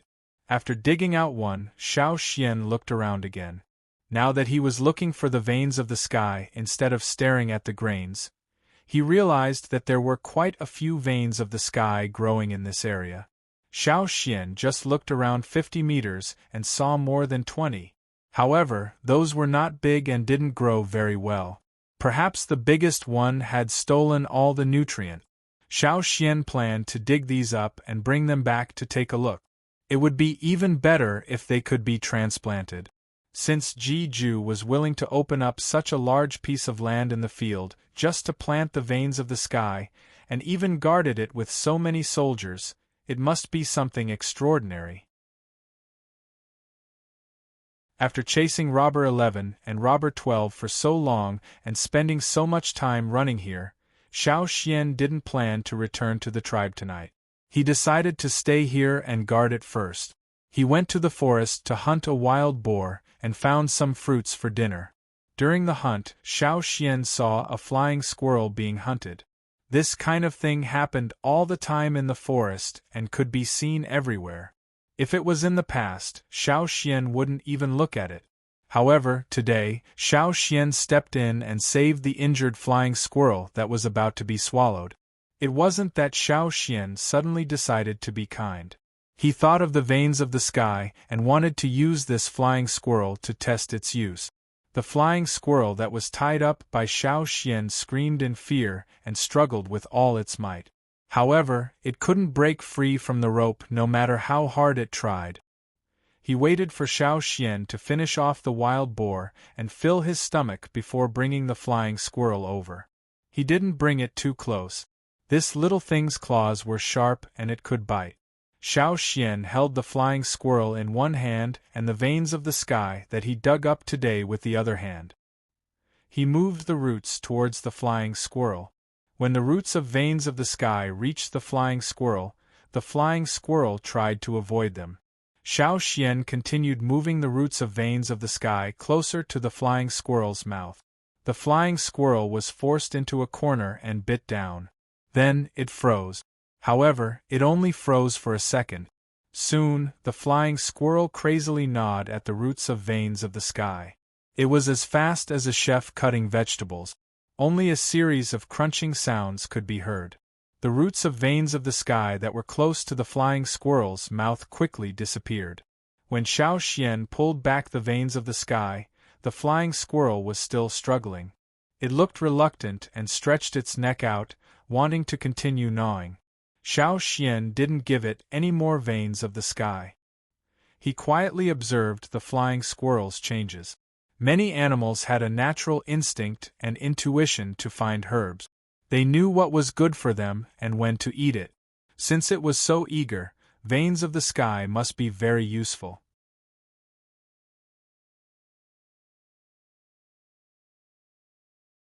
Chapter 525. Before the root of vein of the sky was broken, its smell was similar to that of ordinary tree roots. Xiao Xian did not smell anything special. Even this flying squirrel, when Xiao Xian extended vein of the sky to it, was very reluctant at first. It only thought that vein of the sky was a threat from Xiao Xian, a stranger. However, when this flying squirrel bit off one of vein of the sky's thin roots, a light bitter smell wafted out. Xiao Xian had never tasted it before, so he did not dare to eat it carelessly. Eating carelessly in the forest could lead to death. Even totemic warriors with relatively strong stomachs could not avoid this. Not long ago, someone saw a plant in the forest that looked very similar to the vegetables they grew. After eating a little, he ended up having diarrhea for 2 days. Therefore, Xiao Xian could only use this flying squirrel as a test subject.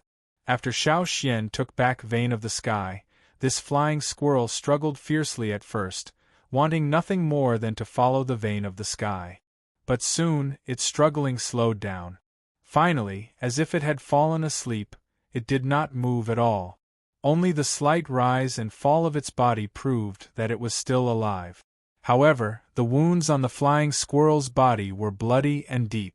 The wounds on its back and other parts of its body had stopped bleeding long ago.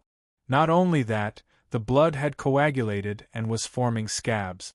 On its leg, where a piece of flesh had been torn off, it was also changing. If this flying squirrel's injuries were left untreated, it might not survive the night. It had lost too much blood, and there were many bite wounds. Could not even walk. The longer it was delayed, the worse its injuries would worsen. But now it was recovering. There were still some sparks in the fire.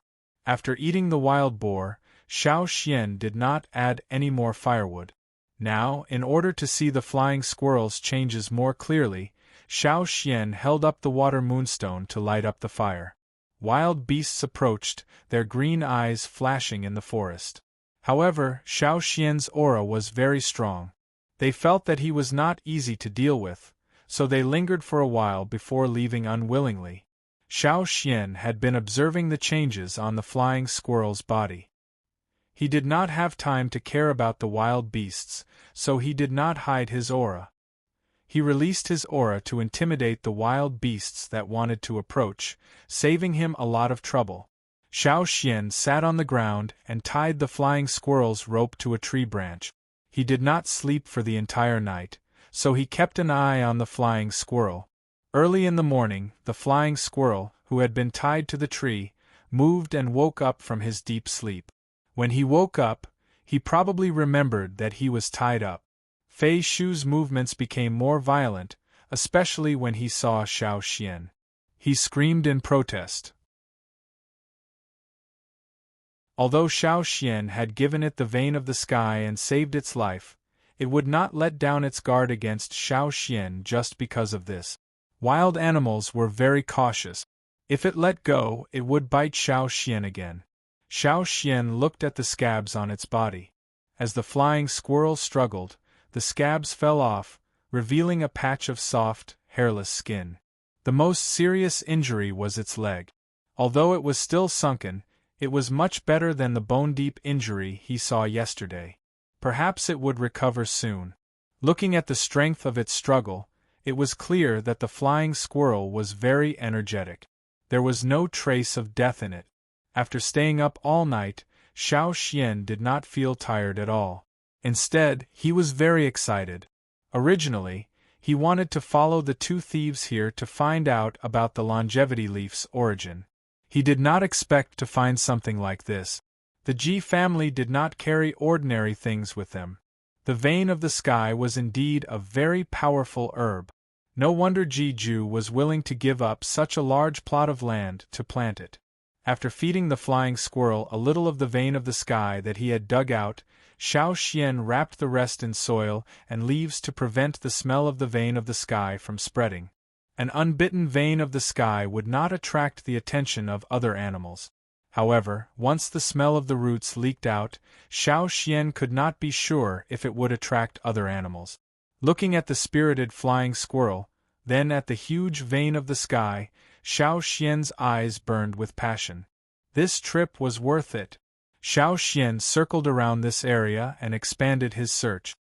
He estimated that there were no less than 50 vein of the sky. This number was naturally not as many as the ones in Ji Ju's field. However, Xiao Xian was already very satisfied. With these vein of the sky, he might even be able to obtain the seeds of the vein of the sky. Xiao Xian had another guess. After so many years, only 50 vein of the sky survived. Perhaps the main reason was because of the largest vein of the sky. Just like the 1,000-grain gold in the competition for nutrients, only those who won would survive. Those who lost would become nutrients for other plants. Thousands of years had passed. Countless seeds fell on the ground and countless plants sprouted. However, only a few survived. These were the final winners. Perhaps, if the land continued to become barren, some of them would not be able to survive. However, Xiao Xian had found them. If possible, Xiao Xian hoped to transplant all of these back to the tribe. If they were given enough nutrients and space, would these vein of the sky break free from their slow growth and start a new cycle of growth? These were the legacies left behind by the 3 Ji family members who died here. Thousands of years had passed and no one had been able to obtain their legacies. Not even the longevity leaf was counted. The longevity leaf that recorded the art of not divination belonged to the Yi family. However, the legacies that truly belonged to the Ji family were these vein of the sky that had been quietly growing here. Xiao Xian took a deep breath and calmed himself down. He did not know why the 3 Ji family members would bring the Yi family's things here. He also did not know what kind of people the 3 Ji family members were. However, Xiao Xian had to thank them for their legacies. Looking around, Xiao Xian walked further away, and then climbed up the hill over there. In this area, only the top of the hill was the highest point. Xiao Xian wanted to take a good look at this area from above. He wanted to see if there was anything else he had overlooked. Looking down from the top of the hill, he had a panoramic view of the area above the cave. Under the domineering vein of the sky, there were not many other plants that could grow well. Even if they could, their growth would be sluggish. Xiao Xian could see all of these plants clearly from his vantage point. His gaze swept across the ground below, away from the area around the cave, and into the distance. There, the grass was denser. In the calm, all sorts of plants fought for nutrients, silently killing each other without anyone noticing. Over there, it was an ordinary mountainous area. There was no strong or weak distribution like the vein of the sky. Xiao Xian decided to stop here and head down the hill to dig up the vein of the sky. Suddenly, he saw a familiar figure. That was Xiao Xian looked over, his eyes almost popping out of their sockets. Cabbage?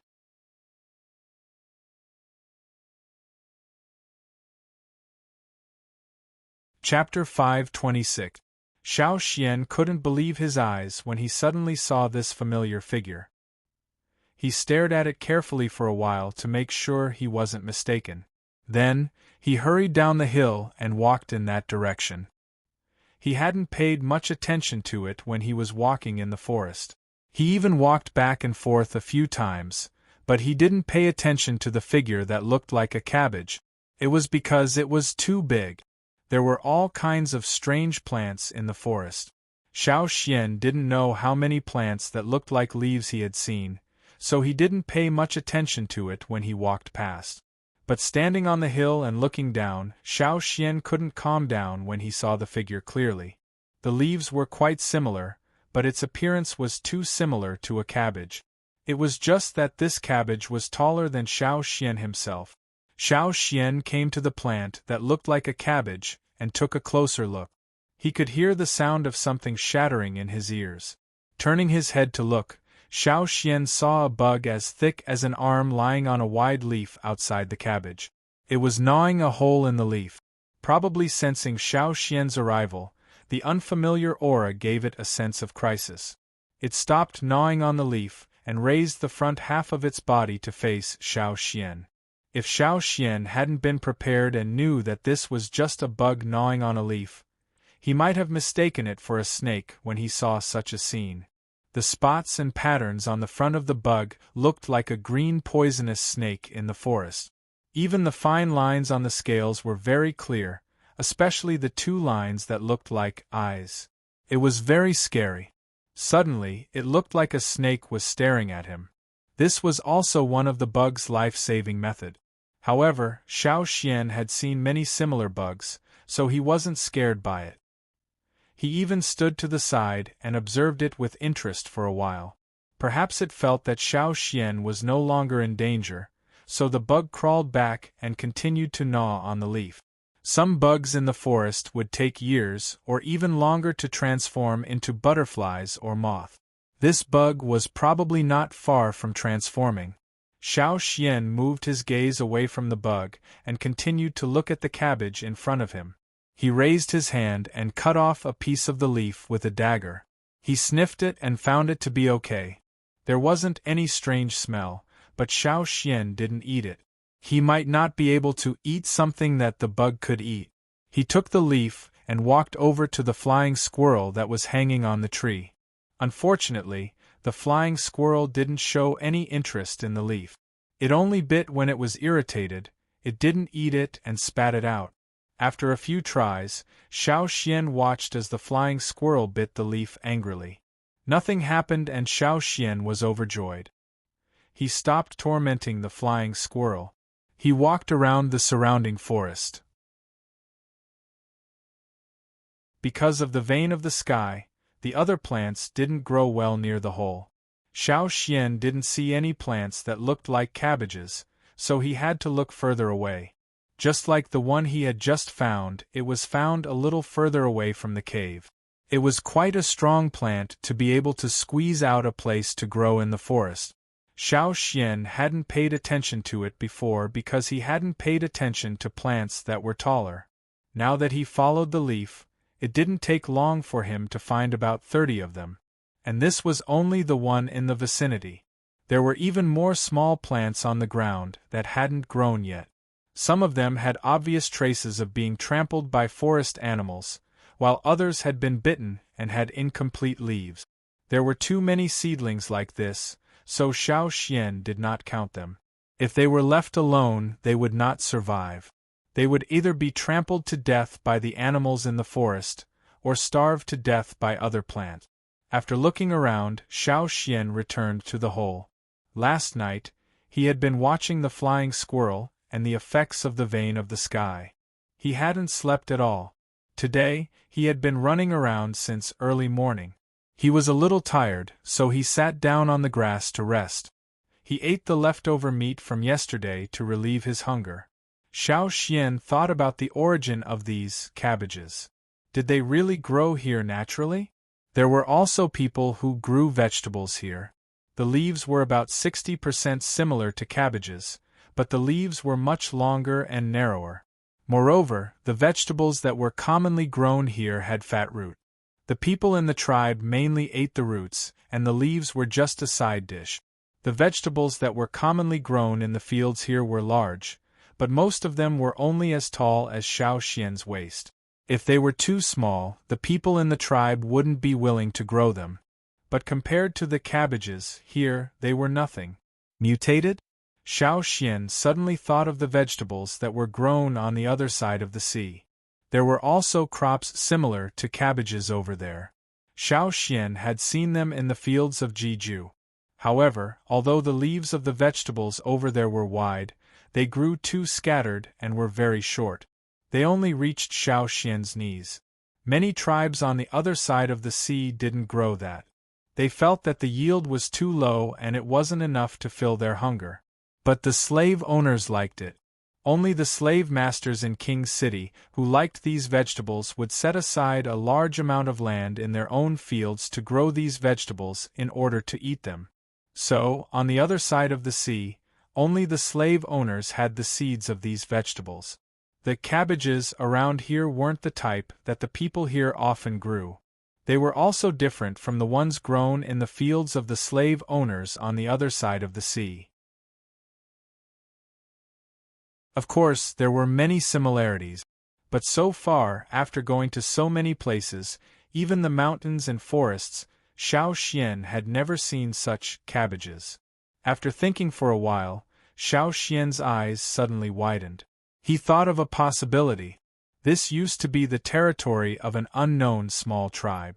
They also knew how to grow crops.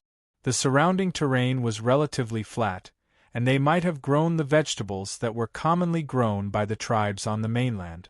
So, even if the small tribe migrated, there would more or less be some vegetables left behind. What if the Ji family didn't just plant the seeds of the sky here, but also the seeds of some other vegetables? What if the 3 Ji family members in the cave scattered a handful of vegetable seeds around here before they died? There were 2 similar yet different vegetables growing here. Would they give birth to a descendant that had the strengths of both? Perhaps Xiao Xian was overthinking it. But what if it was true? If it was true, Xiao Xian could only say that it was the will of the heavens. If it was artificially grown, who knew how long it would take to get a satisfactory vegetable? Even the vegetables that were grown in many tribes today had to be filtered generation after generation. Here, different varieties of vegetables from the 2 continents grew together and obtained offspring that fused the characteristics of both sides.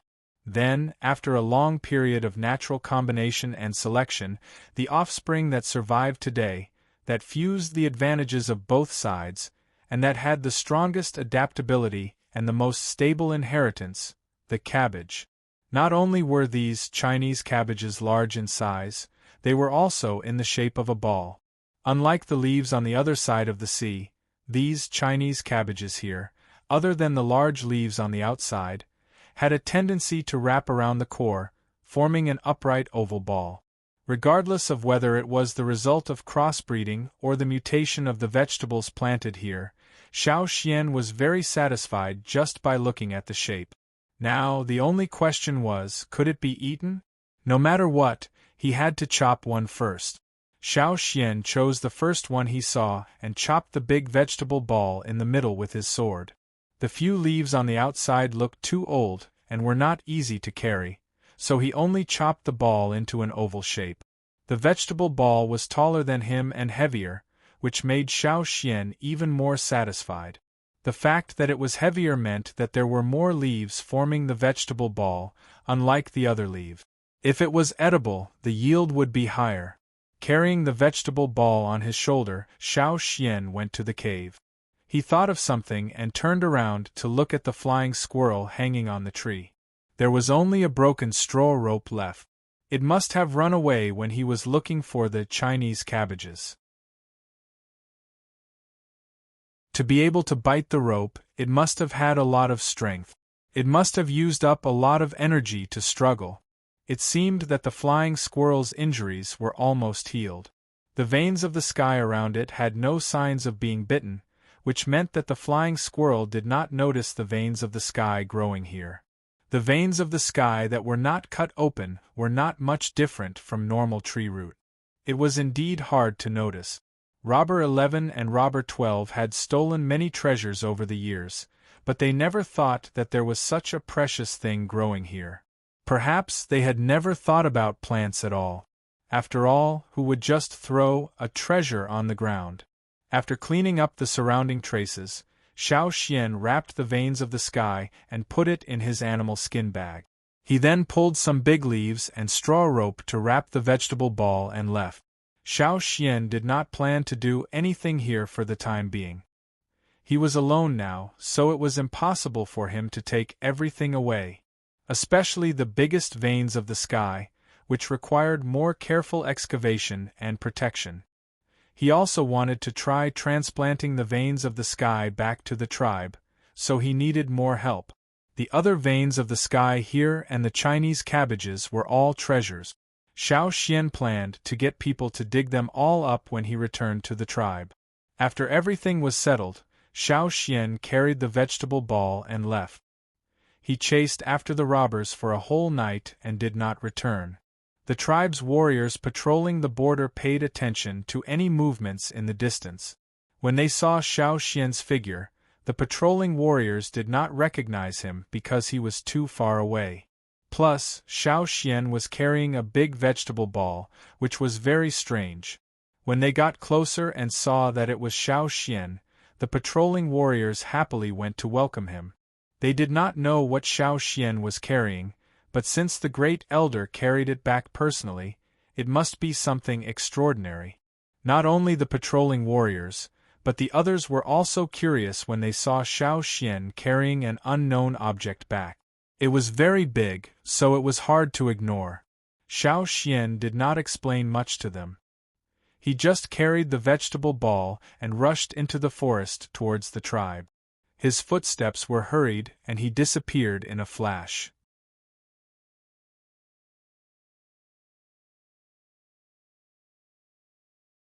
Chapter 527.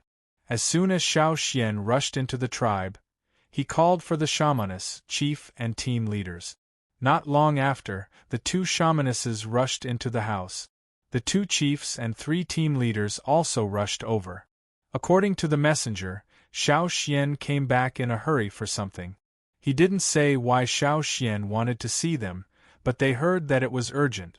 If it was just a small matter, Xiao Xian wouldn't have summoned them in such a hurry. So, they all put down what they were doing and rushed over. They knew that Xiao Xian went to chase after the bandits, so they were relieved to see him come back safely. But why was he in such a hurry? As soon as they stepped through the door, the first thing they saw was a big bag placed there. "What's this?" asked the shamaness. Xiao Xian untied the rope and big leaves that wrapped the vegetable ball, revealing the green vegetable ball inside. This house was where the tribe usually held meetings and discussed important matters. The door of the stone house had been widened, so Xiao Xian didn't feel crowded when he carried the vegetable ball in. On the way, Xiao Xian also tried his best not to let the vegetable ball hit the branches, so until now, the vegetable ball was still in good condition. "I found something, I think it might be useful," said Xiao Xian. As he spoke, someone came in. It was Guang Yi. When Xiao Xian returned to the tribe, he saw Guang Yi outside the fearsome beast forest. He was patrolling the newly opened fields, so he asked him to bring 2 birds over. The birds that Guang Yi brought in were the dumb birds that the Lu tribe had just shipped over. Dumb birds were the large birds raised by the Lu tribe. Xiao Xian had seen them before. Because their upper limbs had deteriorated, they couldn't fly.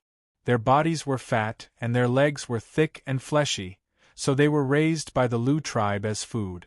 Perhaps because they were tamed by the Lu tribe, These birds lost their original wildness.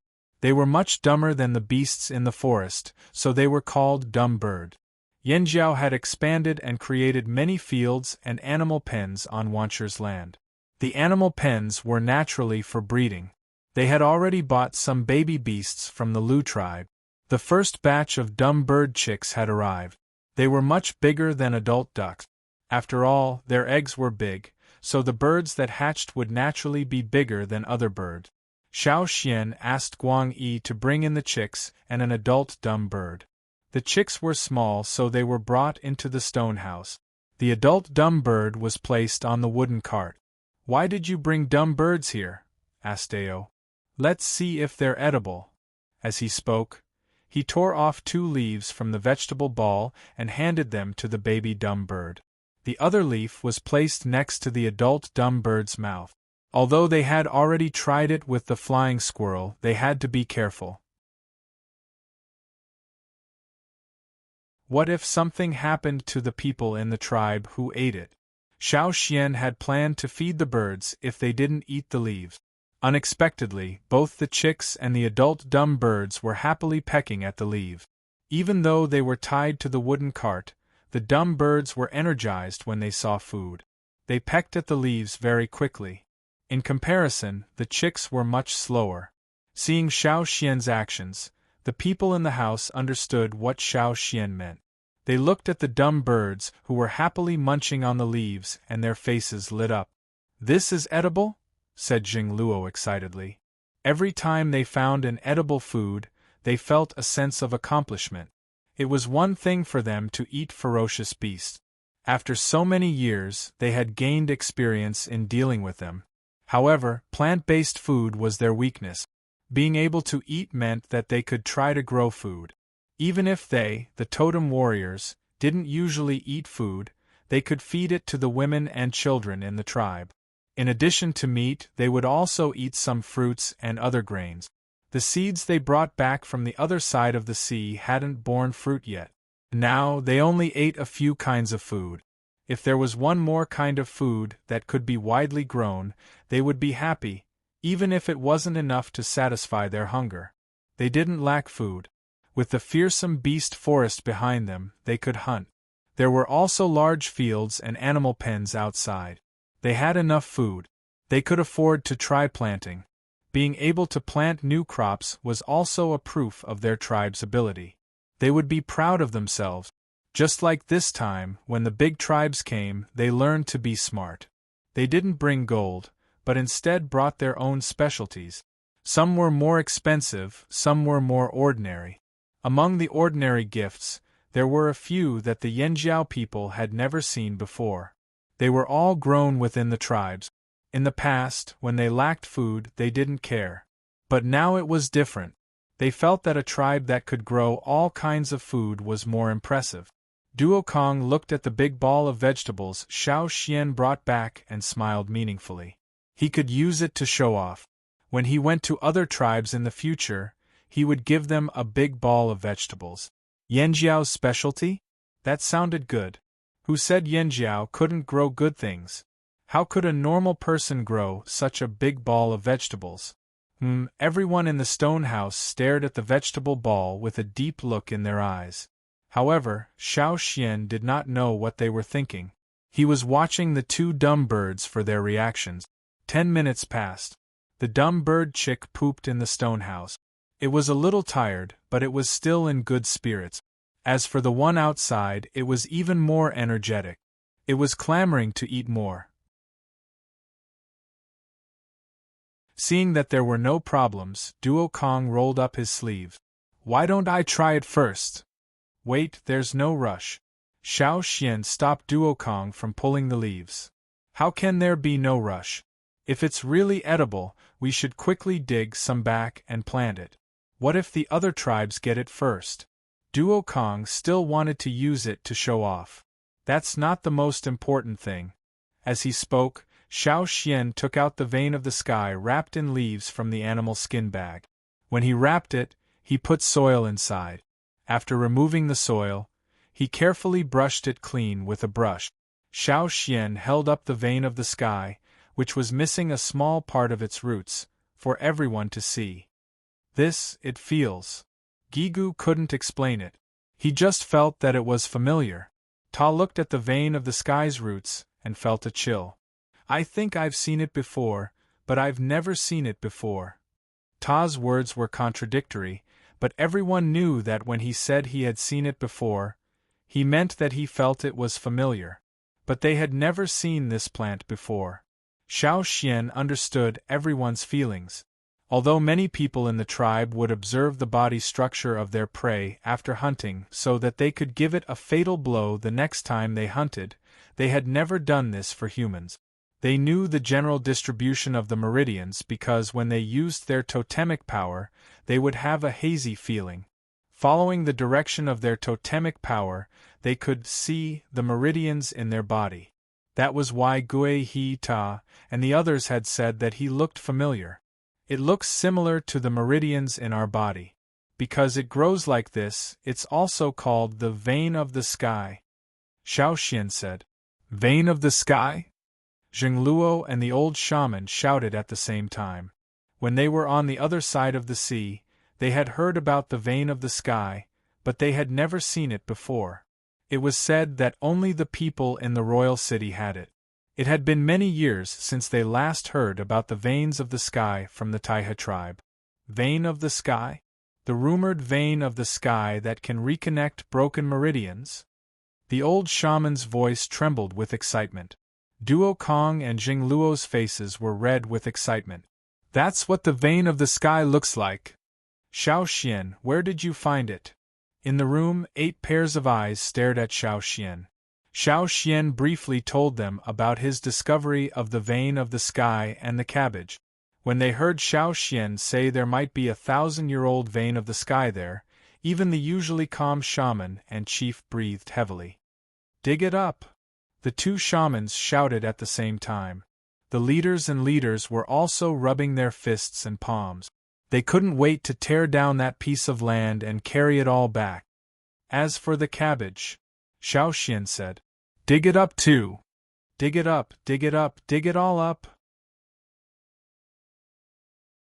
Even an idiot knew the value of the vein of the sky. Yanjiao would never give it up. The Chinese cabbage Xiao Xian was talking about had an unknown origin. Regardless of whether the Ji family was involved, it could be eaten, it could grow big, it might even grow fast. Most importantly, it was easy to survive. What were the Yanjiao farmers afraid of? It wasn't a bad harvest. No matter how bad it was, there was still something to be gained. Their large-scale planting had just started not too long ago. Everything was still in the trial and error stage. It was impossible for them to compete with other tribes who were good at planting. There had to be a process of practice. If they could succeed, perhaps it would be a big breakthrough for the Flaming Horn tribe. It would also give everyone enough confidence. In the ancestral records, the glorious Flaming Horn tribe was not only strong in terms of fighting, but also in terms of farming, breeding, and handicraft. The current Flaming Horn tribe had just woken up from a deep slumber. If they wanted to regain their former status, they still needed to work hard from all sides. The cabbage was a piece of juicy meat to them. They wouldn't give it up either. They discussed in the house for a while, then looked at the 2 dumb birds. The young one was looking around curiously while the one outside was dozing off out of boredom. It was not poisonous and could be eaten.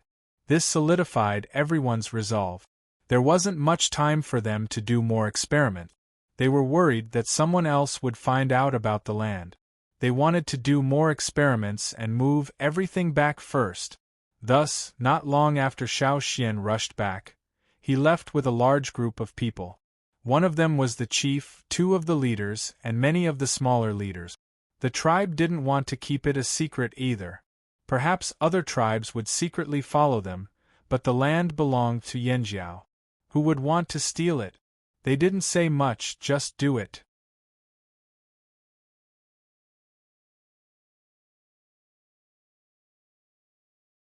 Chapter 528. This time, Zheng Luo, Duo Kong and Gigu went out with Xiao Xian. Generally speaking, the people on the other side of the sea had more experience in planting and digging. After all, their former neighbors were the Taiha tribe who were good at planting. The two shamans felt more at ease leaving it to them. As for why Gigu could continue to follow them instead of Ta, that was because of his white falcon. When Cha-Cha was absent, he could only rely on it for aerial warning. Although Yinjiao knew they couldn't hide it from everyone this time, it was necessary to take precautions. Ta was very depressed about this. When his brothers from the other side of the sea came, it wasn't his turn to go out. This time, it wasn't his turn either. Hence, the people from the other tribes who were chatting with each other in Yinjiao saw Ta's long face when they went out. Xiao Xian led the people to the cave where they found the vein of the sky. They looked around carefully. No one else had been here and there were no signs of gnawing on the plant. They sighed in relief. It's here. Xiao Xian pointed out the vein of the sky to the others. Seeing the living vein of the sky, everyone was very excited. Thinking about how it would all belong to their tribe, they were even more excited. Is that the cabbage Xiao Xian mentioned? Jingluo looked at a cabbage in the forest. Xiao Xian had only brought back a ball of cabbage, but here was a whole one. If Xiao Xian hadn't pointed it out, Jingluo wouldn't have guessed it. Yes, that's it. I only cut the ball in the middle.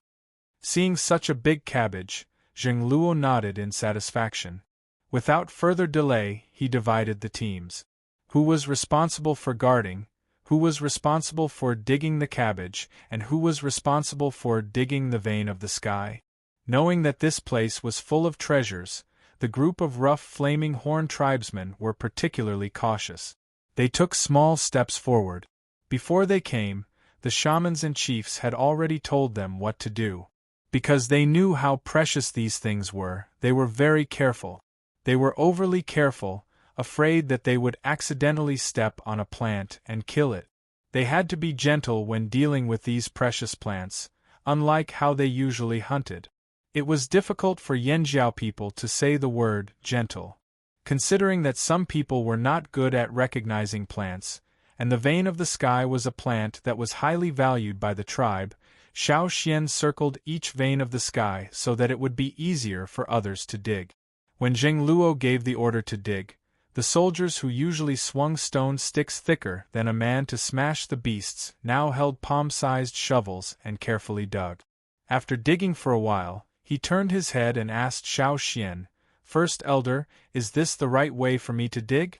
He dug again and asked Jingluo, "Chief, should we continue digging?" "Dig. Dig. Hurry up." "Stop dilly-dallying, when are you going to finish digging like this?" Jingluo couldn't stand it anymore. He took out a small shovel and crouched down to dig at a small vein of the sky in front of him. His movements were bold and forceful. However, the moment the shovel touched the ground, it was as if he had stepped on the brakes. He only dug a fingernail deep. Xiao Xian couldn't stand watching these people who didn't even sweat when killing fearsome beasts start sweating after digging a few shovels. This was the first time these people were doing something like this. They were under too much psychological pressure and were very nervous. After this, it might be better if they encountered similar situations in the future. Xiao Xian was in charge of the biggest vein of the sky. Jingluo came over after digging a few shovels. As the chief, Jingluo had to participate personally. However, no matter if it was Jingluo, Duo Kong and the rest, even Gue He, who had always been calm, were all nervous when they started digging. When Xiao Xian's shovel went down, they all trembled. They were worried that Xiao Xian would damage the vein of the sky, but they also knew that it wasn't a good idea to be so nervous. In the end, they could only follow Xiao Xian and dig. Their goal was to bring the tree back and transplant it. They just had to ensure that the roots were intact. There was no need to dig up all the soil, so Xiao Xian and the others basically started digging from the outer parts. After removing the soil, Xiao Xian continued digging along the roots of the vein of the sky. Sometimes he used a shovel, sometimes he used a brush. In order to bring the vein of the sky back, They dug like they were treating an antique. In fact, although the roots of the vein of the sky looked thin, they were still very resilient and were not that fragile.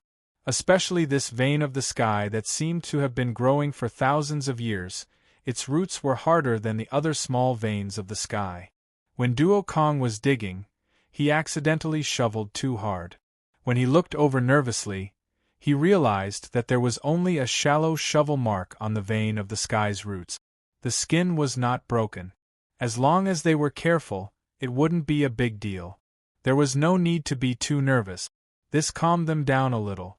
Later on, they were no longer restrained and dug more efficiently.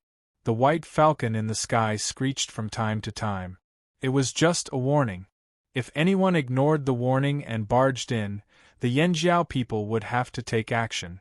Caesar was brought out by Xiao Xian and defended with the other warriors in the forest. A wolf's nose was more sensitive than a human's and could detect places that the warriors overlooked. When the sun was about to set, the largest vein of the sky had been dug out. Its roots were too long, and the area it covered was much larger than the parts on the ground. It looked like it was made up of the meridians of a 10-meter-tall giant. After digging it out, Xiao Xian wrapped a large piece of linen cloth in the soil and wrapped the roots of the vein of the sky. They couldn't stay here for too long. They were carrying treasures and they couldn't hide their movements from others. If they stayed here for a night, who knew what would happen? The safest thing was to return to the tribe as soon as possible. "Are you done with the rest?" asked Xiao Xian. "Almost. We've dug out all the veins of the sky we can see, no matter the size." "We still haven't dug out the small cabbages you mentioned," said Jingluo. "Forget about that. Wrap up the ones we dug out and bring them back. We'll dig up the rest later. You guys tidy up first.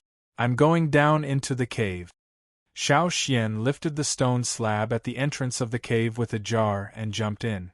Inside the cave, the 3 skeletons were still lying there in their original positions. Perhaps they had been in this position for nearly 1,000 years.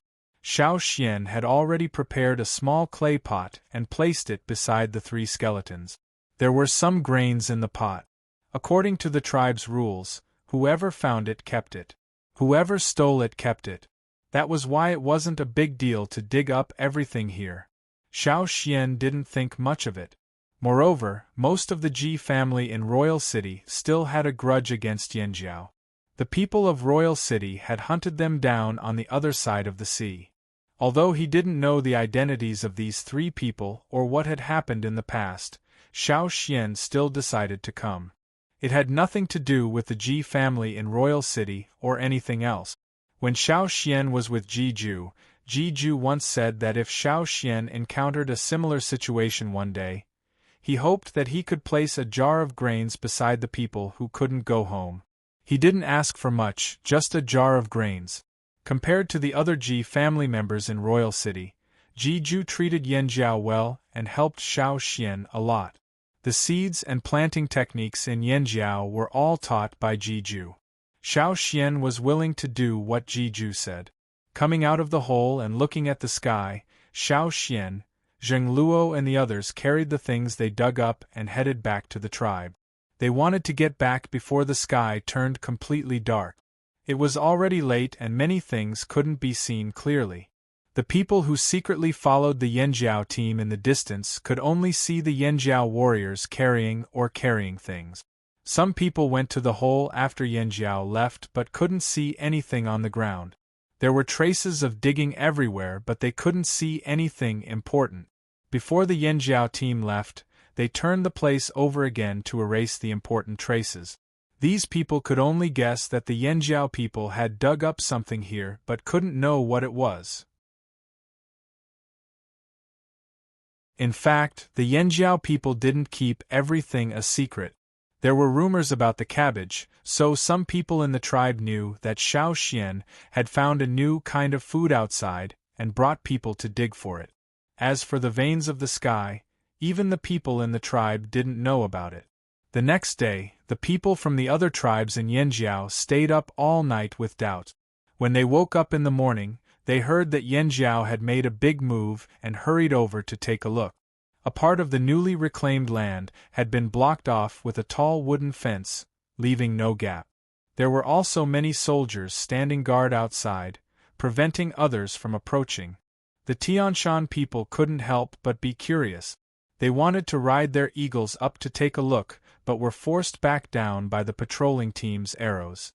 The patrolling team's attitude was firm. You have to listen to me in my territory. You can't be so impudent. You're pissed? If you're pissed, you can leave. What are you still doing here? Friendly exchange? What kind of friendly exchange is this? The next time they see you, they won't just force you down.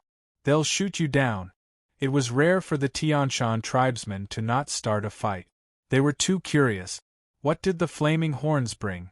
Why are they guarding it so tightly? The others also advised them to be patient. They had to figure out Yanjiao's situation first. However, when they finally figured out what the flaming horns were growing, their interest was gone. A new kind of food? Among these tribes, which one of them had less food? Only the Tianshan and Hui tribes on the grasslands didn't plant much, so they weren't interested. A new type of food was indeed not very attractive to these tribes. Why were they guarding it so tightly for such a small thing? Yanjiao was so stingy, ignorant. At the same time, in the forest, the veins of the sky had been planted in the tribe's fields.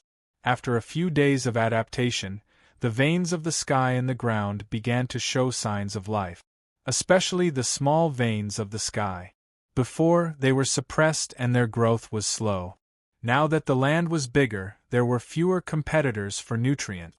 They were ready for a new round of growth.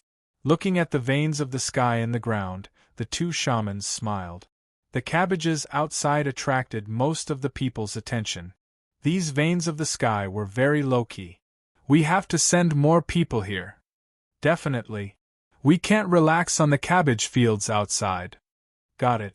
As the shamans and chiefs spoke, Xiao Xian suddenly looked in a direction. What's wrong, Xiao Xian? Asked Xing Luo. There's been a lot of thieves lately.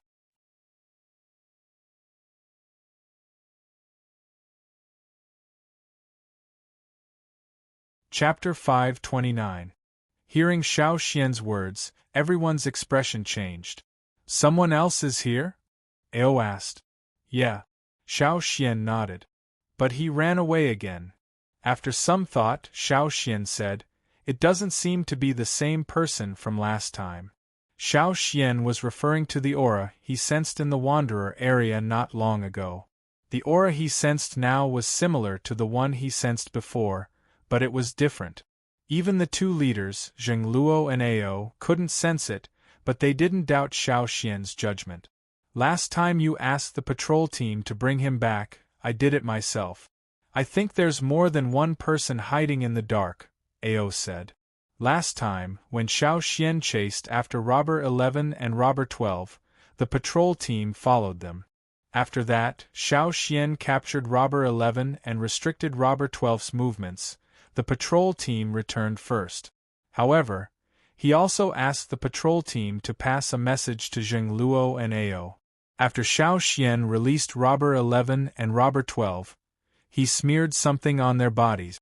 When the Yanjiao hunting team hunted, they would look for special prey. For example, they needed a part of the prey's body to be used as medicine, or they needed a horn that was suitable for polishing weapons.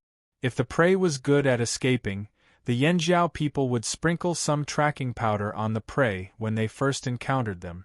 Most of the powder had a strong smell, just like the powder they threw at the ambushers when they were ambushed on the other side of the sea. Even if the ambushers were to hide, the flaming horns would still be able to detect them once they came into contact with the powder. Among the tracking powder, there was a very faint smell. Most people couldn't smell it, but some beasts could. The powder Xiao Xian sprinkled on Robber 11 and Robber 12 was the latter kind. The smell was faint and hard to detect, but Caesar and the rest could smell it. It wouldn't completely dissipate in a short period of time. After the patrol team returned, they passed on Xiao Xian's message to Zheng Luo and Ao. They used a few beasts in the tribe with a keen sense of smell to wander around the tribe every day, closely inspecting the few areas where they could detect the smell. When Xiao Xian captured Robber 11, he learned that Robber 7 was hiding nearby. He knew that the higher the ranking, the harder it was to detect them, so he used Robber 11 and Robber 12 as a medium. The people they came into close contact with, especially those who fought with them, would definitely be tainted by the smell. According to the results, AO's findings, after Robber 11 and 12 were released, they sneaked in again, but they were only on the outskirts, they didn't infiltrate the tribe. Although AO Xian didn't manage to catch them, he was sure that other than Robber 11 and Robber 12, there were other people who knew the two robbers lurking nearby. Among those people, there were some who were stronger than Robber 11 and Robber 12. They were the ones Xiao Xian mentioned before, the ones who ranked higher in the robbers. It's not just Robber 11 and Robber 12, there's also Robber 7. There should be other robbers too, but they might not be united. Zheng Luo felt troubled. Anyone who was targeted by people who were good at hiding in the dark wouldn't feel good, especially when those people were famous robbers. Actually, what I'm confused about is, how did the robbers get here so quickly? Even if it's because of the result of our battle with Wanshi, there shouldn't be so many of them at once. Xiao Xian expressed his thoughts. News didn't travel fast here. The 7 tribes were able to get here quickly because they had people keeping an eye on them. What about the robbers? They were scattered all over the place and didn't keep an eye on Yanjiao from the start. But now there were so many of them at once, and they were all top robbers too. It was hard to catch them. What did Yanjiao have that attracted them? Even if they destroyed Wanshi, it shouldn't attract so many experts. The purpose of the robbers was different from others. Their purpose was to steal, not to test their strength. In the eyes of most of the people on the mainland, the Flaming Horn tribe was still a relatively backward tribe that only had brute force. The shaman agreed. Indeed, I've heard that robbers love to steal valuable treasures. Could it be that they've taken a fancy to something in our tribe? Could it be the fire seed? Or the core seed? The old shaman thought for a moment. They couldn't come to a conclusion, but they had to be careful of the robbers. They didn't have to worry about the fire seed anymore, but they had to keep an eye on the core seed. Xiao Xian carefully recalled the details of when he chased after Robber 11 and Robber 12. The more he thought about it, the more he felt that those two might not have been after the longevity leaf. Perhaps the longevity leaf was just there. Otherwise, 2 years would have been more than enough time for them to sneak into Yanjiao. Why wait until now? Or let Robber 7 take a look? Speaking of which, if the one who sneaked into the Wanderers area was really Robber 7, then Robber 7's appearance was much earlier than the other tribes. Perhaps, before the battle with Wanshi, there were already people here.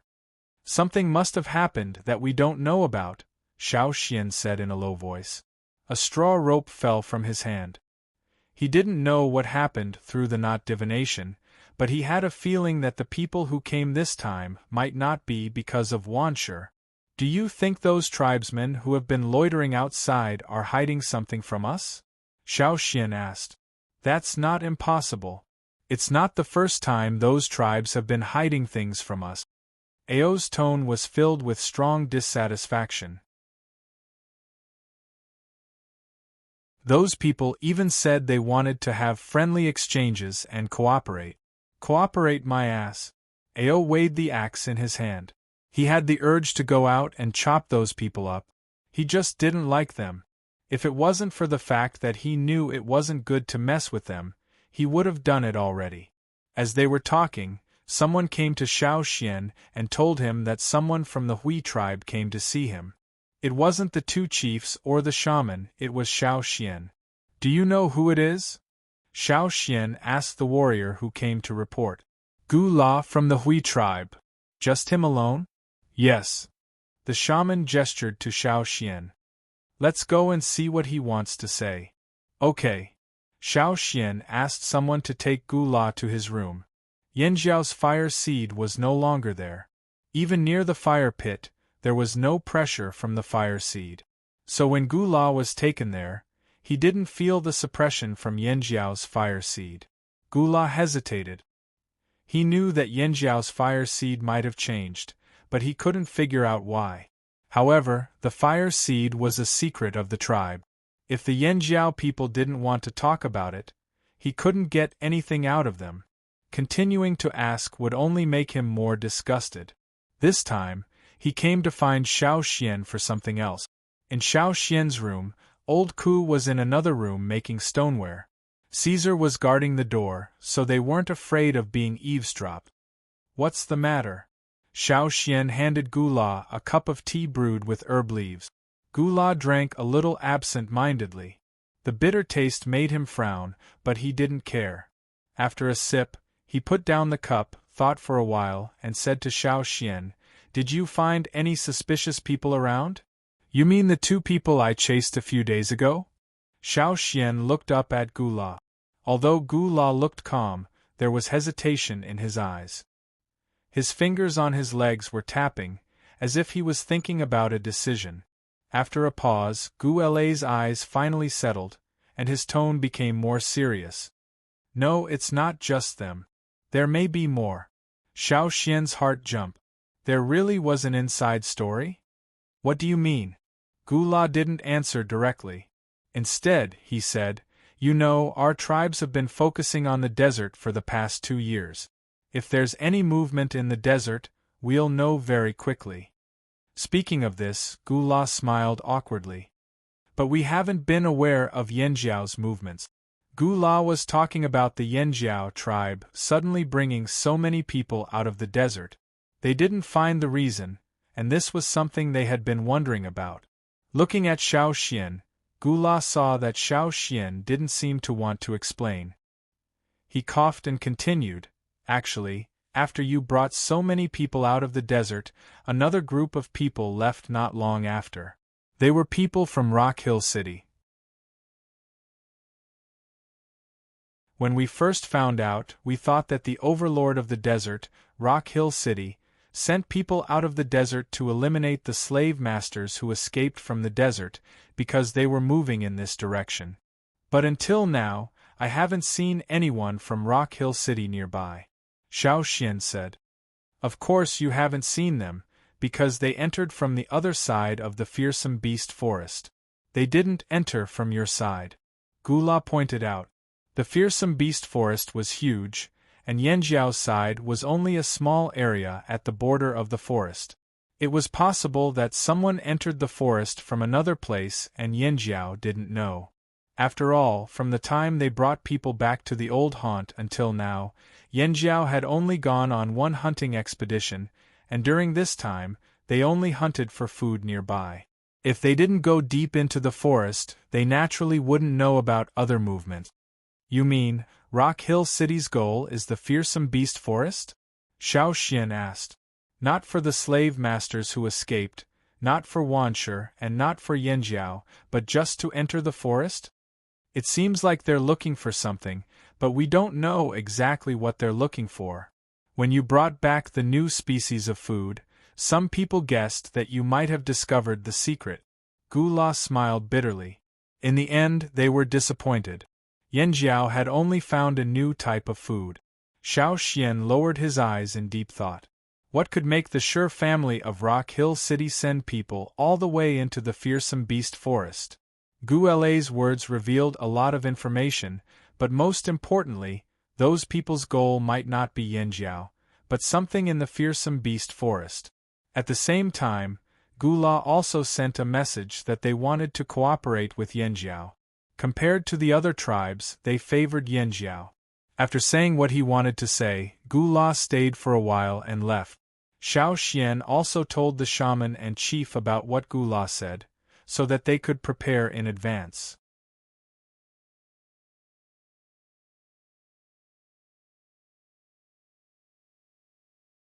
Chapter 530.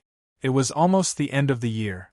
Under normal circumstances, it was already autumn and the temperature should have dropped.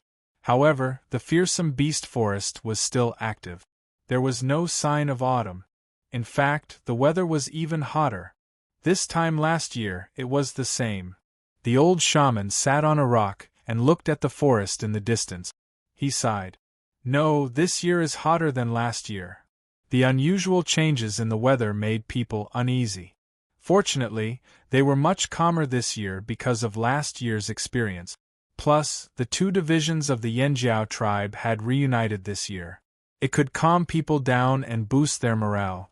If there were any problems, they could solve it together. After experiencing the unusually cold winter on the other side of the sea, Zheng Luo and the others felt uncomfortable. But it was better to be warm than to be frozen, right? The warm weather also had its disadvantages. The animals in the forest, which should have started to wilt, were all unusually active. These flying insects were only one of them. When hunters entered the forest to hunt, they could clearly feel that these ferocious beasts had no intention of staying through the winter. They were quite energetic. Poisonous snakes and insects were also a problem. What's going on over there? The old shaman walked over with a taut face.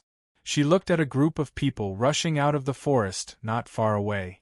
Kiki, what's going on over there? The old shaman stopped Kiki, who was running away. Hearing the shaman call him, Kiki rushed over to explain. Shaman, I heard there are a lot of insects eating the cabbages in the fields outside. The chief is so angry that he wants us to help. A lot of insects? The two shamans were shocked. The first thing they thought of was the vanes of the sky planted in the forest. They hurried to the fields to check, afraid that there would be insects there. The good thing was that there was not a single flying insect in the area where the vanes of the sky were planted. Even underground, there were very few insects. These vanes of the sky seemed to be naturally resistant to insects. Of course, this was only limited to the unbroken vanes of the sky. Seeing this, the two shamans calmed down. They waved Kiki to go outside to help kill the insects. There were many things planted in the field. Some had not sprouted, some had just sprouted. The ones that suffered the most were the cabbages. If it was in the past, those bugs wouldn't be so active. Worry appeared in the shaman's eyes. Excluding last year's situation, at this time of the year, under normal circumstances, many of the insects in the forest would be preparing for winter and would not fly around in group. Ever since the people of Yanjiao came here, they had never encountered such an insect disaster. Perhaps it was because of the weather, but these insects that had no intention of staying through the winter all came out to move around, as if they were welcoming another spring. In addition, Yanjiao's expansion of farmland outside the forest attracted a lot of flying insects. Previously, they had only seen a small wave of flying insects occasionally. The people guarding the fields could still handle it, but now that there were so many of them, they could not handle it. They could only rely on the help of more soldiers. When Xiao Xian arrived, the farm was in chaos. Swords, sabers, sticks, hammers, and so on were all huddled together noisily. Those flying insects were more than 20 centimeters long. Xiao Xian swatted one down with his sword and pinched it to take a look.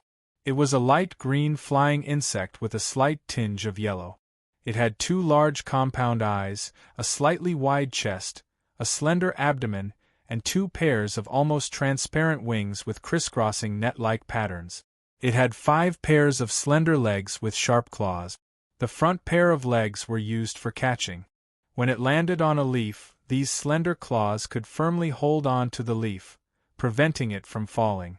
These flying insects also had chewing mouthparts, so they could chew leaves very quickly.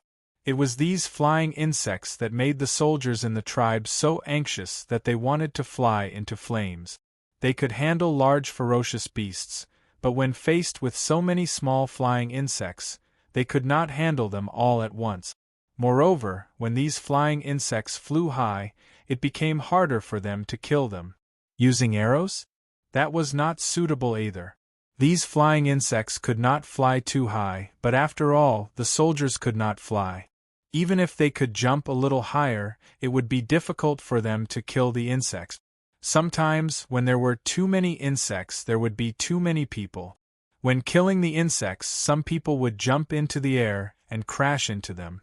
Not only did they not kill the insects, but they also made their own people dizzy. Someone thought of pulling a net, but the area of the farmland was too big. It was impossible to cover all the land in one go. Moreover, unless the seams of the net were made smaller, it would be useless against these flying insects. They could squeeze through the seams of the net. It was not easy to get rid of this wave of insects, and the busy people finally took a break. Someone went to weave a net. "We can cover another batch today, but it's not a good idea to keep doing this." Mai looked at the gnawed leaves and said angrily. Xiao Xian also thought about it. Farming had to let the crops see Yang Guang. A net that was too dense could block some flying insects, but it would also block Yang Guang. It was not a safe method. Spraying pesticides. Not to mention that they had not developed it yet. Even if they did, no one could guarantee that the descendants of the dead insects would be healthy. The conditions were limited, and there was no way to study the ratio more precisely. "It's up to us." Kiki, who was sitting at the side and panting, was sweating profusely. He had never felt that killing insects was so tiring. They had to kill the flying insects and pay attention not to step on the things planted in the ground. It was really difficult. Some people used a thick wooden board to hit the insects, but the effect was limited. You can make some small holes on the board, and then cut the bottom of the board to make a handle. That way it's easier to hold, Xiao Xian said. The eyes of the warrior holding the board lit up. He felt that this method was feasible, and then he took out his tools and started to cut the board. Some people were cleaning up the mess, picking up the dead insects on the ground and putting them together. Because the stupid birds they raised did not eat these insects, and the other animals they raised were mostly vegetarians, they made the dead insects into fertilizer to fertilize the land. This also made the people in the tribe feel relieved. "Little bug, come on. In the end, didn't you become fertilizer for the land?" Xiao Xian looked around and walked back into the forest. He wanted to go to the casting room. It was nighttime. Because the cabbage in the field was no longer a secret, the surrounding area was not too tightly guarded. After experiencing the insect disaster during the day, the warriors guarding the farmland were a little tired. A figure sneaked in with the night like a thin leaf blown by the wind. It lightly flipped over the wooden fence around the cabbage field and landed on the ground with a slight sound. After the black shadow landed on the ground, it listened carefully to make sure that it did not attract the attention of the people guarding the farmland. Then, it floated up again and landed on a cabbage like a butterfly. It left as soon as it touched the cabbage. There was only a short chee sound, which sounded like an inconspicuous insect. Still, no one paid attention to it. Hiding in the shadow of a cabbage taller than a person, the man took a cut leaf to his nose and sniffed it. This small leaf was cut from a cabbage ball near the middle. He had heard from the people in Yanjiao that the leaves near the middle of the cabbage ball were crisper and tasted better. He had been watching for a few days, and wanted to come and try the newly discovered vegetables in Yanjiao. Today, he finally had the chance. He was a vegetarian and did not like meat. He put the small leaf in his mouth and tasted it. After chewing it carefully, he felt that it was quite good. It was crispy and fresh. After hiding for so long, he finally got something he was satisfied with. The 2 moons in the sky cast moonlight that was not very bright. From time to time, there were clouds blocking the light. The guards who glanced inside did not notice that under a cabbage leaf taller than a person, there was a person hiding in the shadow that was darker than the night. After eating the leaf, the man looked around. When he jumped up, he quickly glanced around. Even though it was very dark, he could still see his surroundings clearly. He remembered that there was a bigger cabbage not far away, much bigger than the other cabbages around it. When he jumped up, he saw it from the corner of his eye. He decided to start with the biggest cabbage. He wondered how the people in Yanjiao would react when they found out that the biggest cabbage in the field was missing a cabbage ball in the middle. Thinking about it, he was looking forward to it.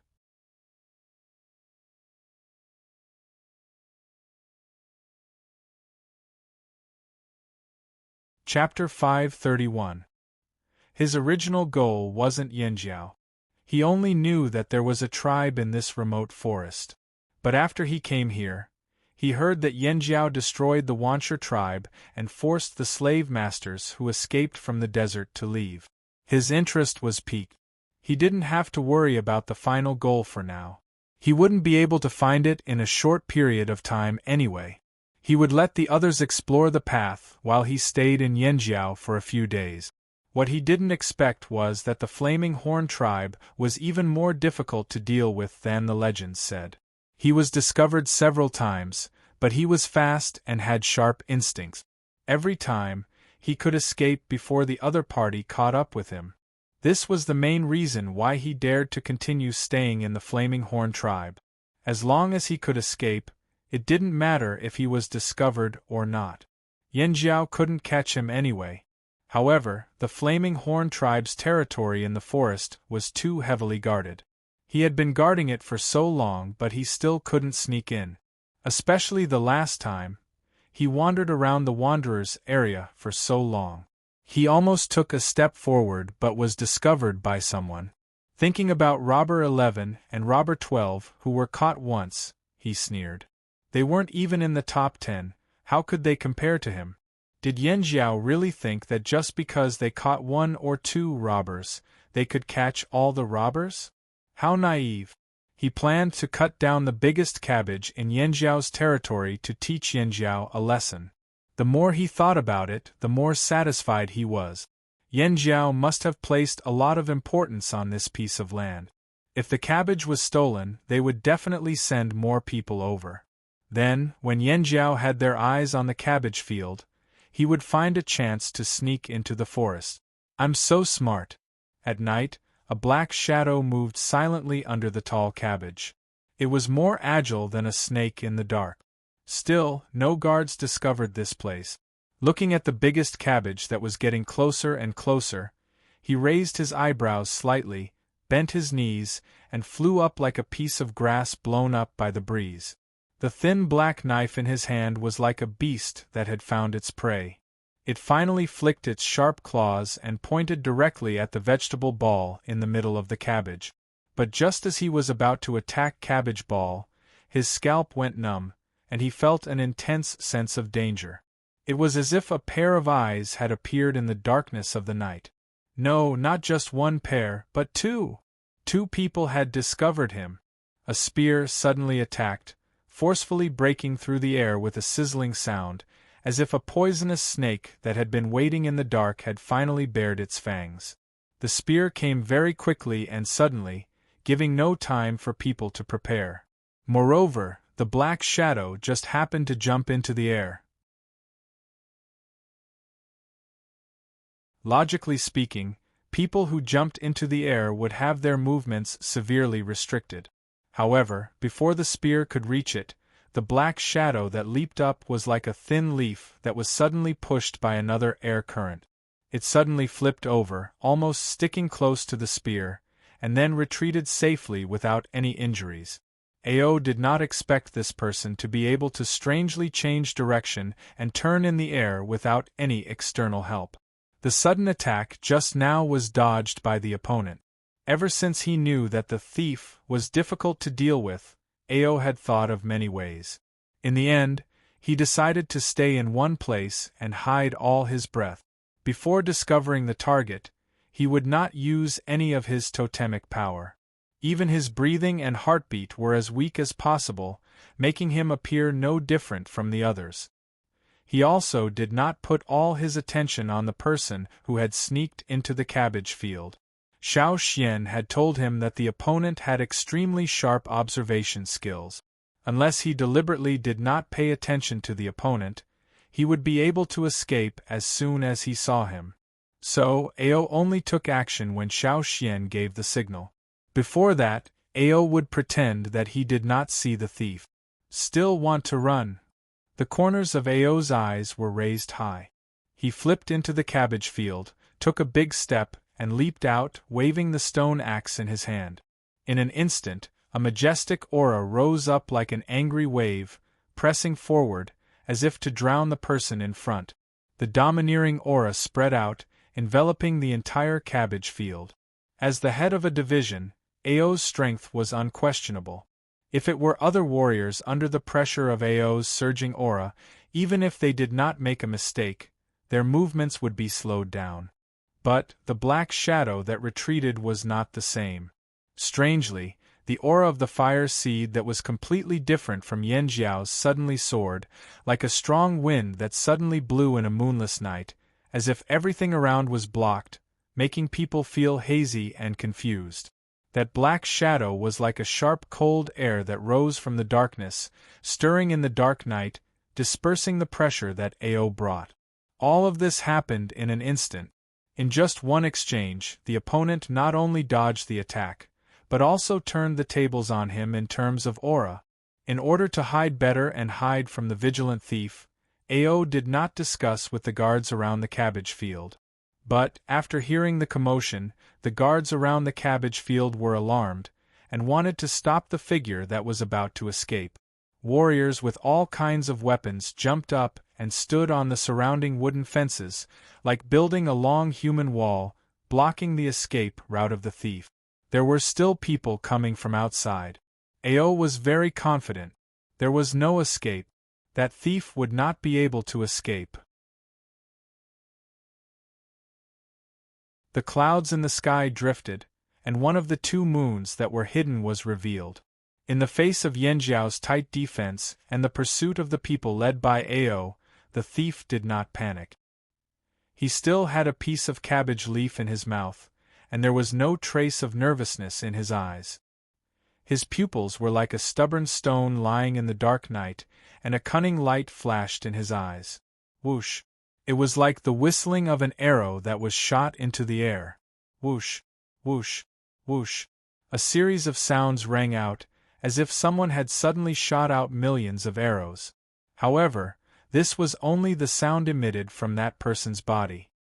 His totemic power suddenly erupted and rose to the peak in an instant. Under the urging of the fire seed's power, the air that spurted out from the inner layer of his skin was like a sudden miniature hurricane that rushed out of his pores. The person who landed on the ground squatted slightly, then suddenly shot up like a rocket that had its fuse ignited. Following the whistling sound, he flew out at an extremely fast speed and instantly distanced himself from Ao La, who was chasing behind him. The other party didn't flee in any other direction. He ran straight for the wooden fence at the edge of the vegetable field. The path he took was the shortest way to leave the vegetable field, and the row of Yanjiao soldiers in front of him didn't seem to be a threat to him. Not taking a detour, but directly crashing into it. Seeing the figure rushing straight at them, the Yanjiao soldiers were shocked, but they still gripped the weapons in their hands tightly and prepared to block him. However, they heard an even more rapid whistling sound, like someone had whistled. The black figure that had rushed to the wooden fence suddenly turned in the air and rose up, then rushed out of the vegetable field again, breaking through the encirclement that had been painstakingly formed. The other party's sudden rise was completely out of the Yanjiao soldiers' expectations. It was too late for them to jump up and stop him, so they could only watch as the other party flew past them. With their leader leading the way and so many people, they couldn't stop a thief who ran into the vegetable field to steal vegetables. Aola looked at the figure that was getting farther and farther away, and his heart was filled with depression. He had heard Xiao Xian say that robbers were difficult to catch, and now he was experiencing it firsthand. Strange movements, erratic movements, and unexpected technique. Was this what a robber was like? Under the moonlight, the person who had run out of the vegetable field smiled wider and wider. You want to catch me? You think I'm trash like Robber 11 and Robber 12, who couldn't even squeeze into the top 10? So what if you've been plotting an ambush? So what if you've discovered me? In the end, all you can do is watch me run away. Ha ha! Yanjiao, that's all there is to it. Just as he thought this, his eyelids twitched, as if a cold current was flowing through his hair and into his brain. He was so shocked that all the hair on his body stood on end. Who else? A whistling sound came from beside his ear, like a huge palm slapping him across the air, so fast that he couldn't change his direction. His pupils suddenly dilated as he tried to see what it was that was sweeping towards him. What was that? A net? No, it wasn't a net. No matter what it was, run! However, the net-like thing followed the black figure closely, and with the sound of air friction, it whipped the black figure in the air. Clang! The loud sound carried a lingering tremor. It exploded in the dark night and spread to everyone's ears, spreading to even further places. Everyone who heard this sound wondered if the person who was whipped by that thing would have his bones separated from his body and fall apart like the trembling aftershock. The black figure was sent flying by the huge net, and the whooshing sound from his body came to an abrupt stop, like a chicken that was suddenly strangled by the neck. Drawing an arc in the air, the black shadow finally fell to the ground, rolled a few times, and stopped moving. Ao, who had jumped out of the vegetable field, looked at the motionless figure on the ground in the distance, and motioned for the others to quickly tie up the person, regardless of whether he was dead or alive. After giving the order, Ao looked at Xiao Xian, who was standing there. Xiao Xian stood there calmly, holding a strange-shaped thing in his hand. The lower end of the thing was like the handle of a large spear, and the upper end, just by looking at it, looked like a square net about the length of two people. However, if one looked closely, they would find that the net was fixed, not soft like a net made of straw. It was hard and connected to a long handle. Ao was surprised when he saw Xiao Xian go to the casting room and make this thing today. Seeing Ao and the others staring at him, Xiao Xian held the long handle and turned it, and the hard net in the eyes of the tribesman above also turned. I'm here to hit flying insects. I didn't expect the first one to be a flying thief. Xiao Xian laughed. You're tuning in to the Phoenix Knights YouTube channel. Don't forget to subscribe and join us on this journey to catch the most captivating stories.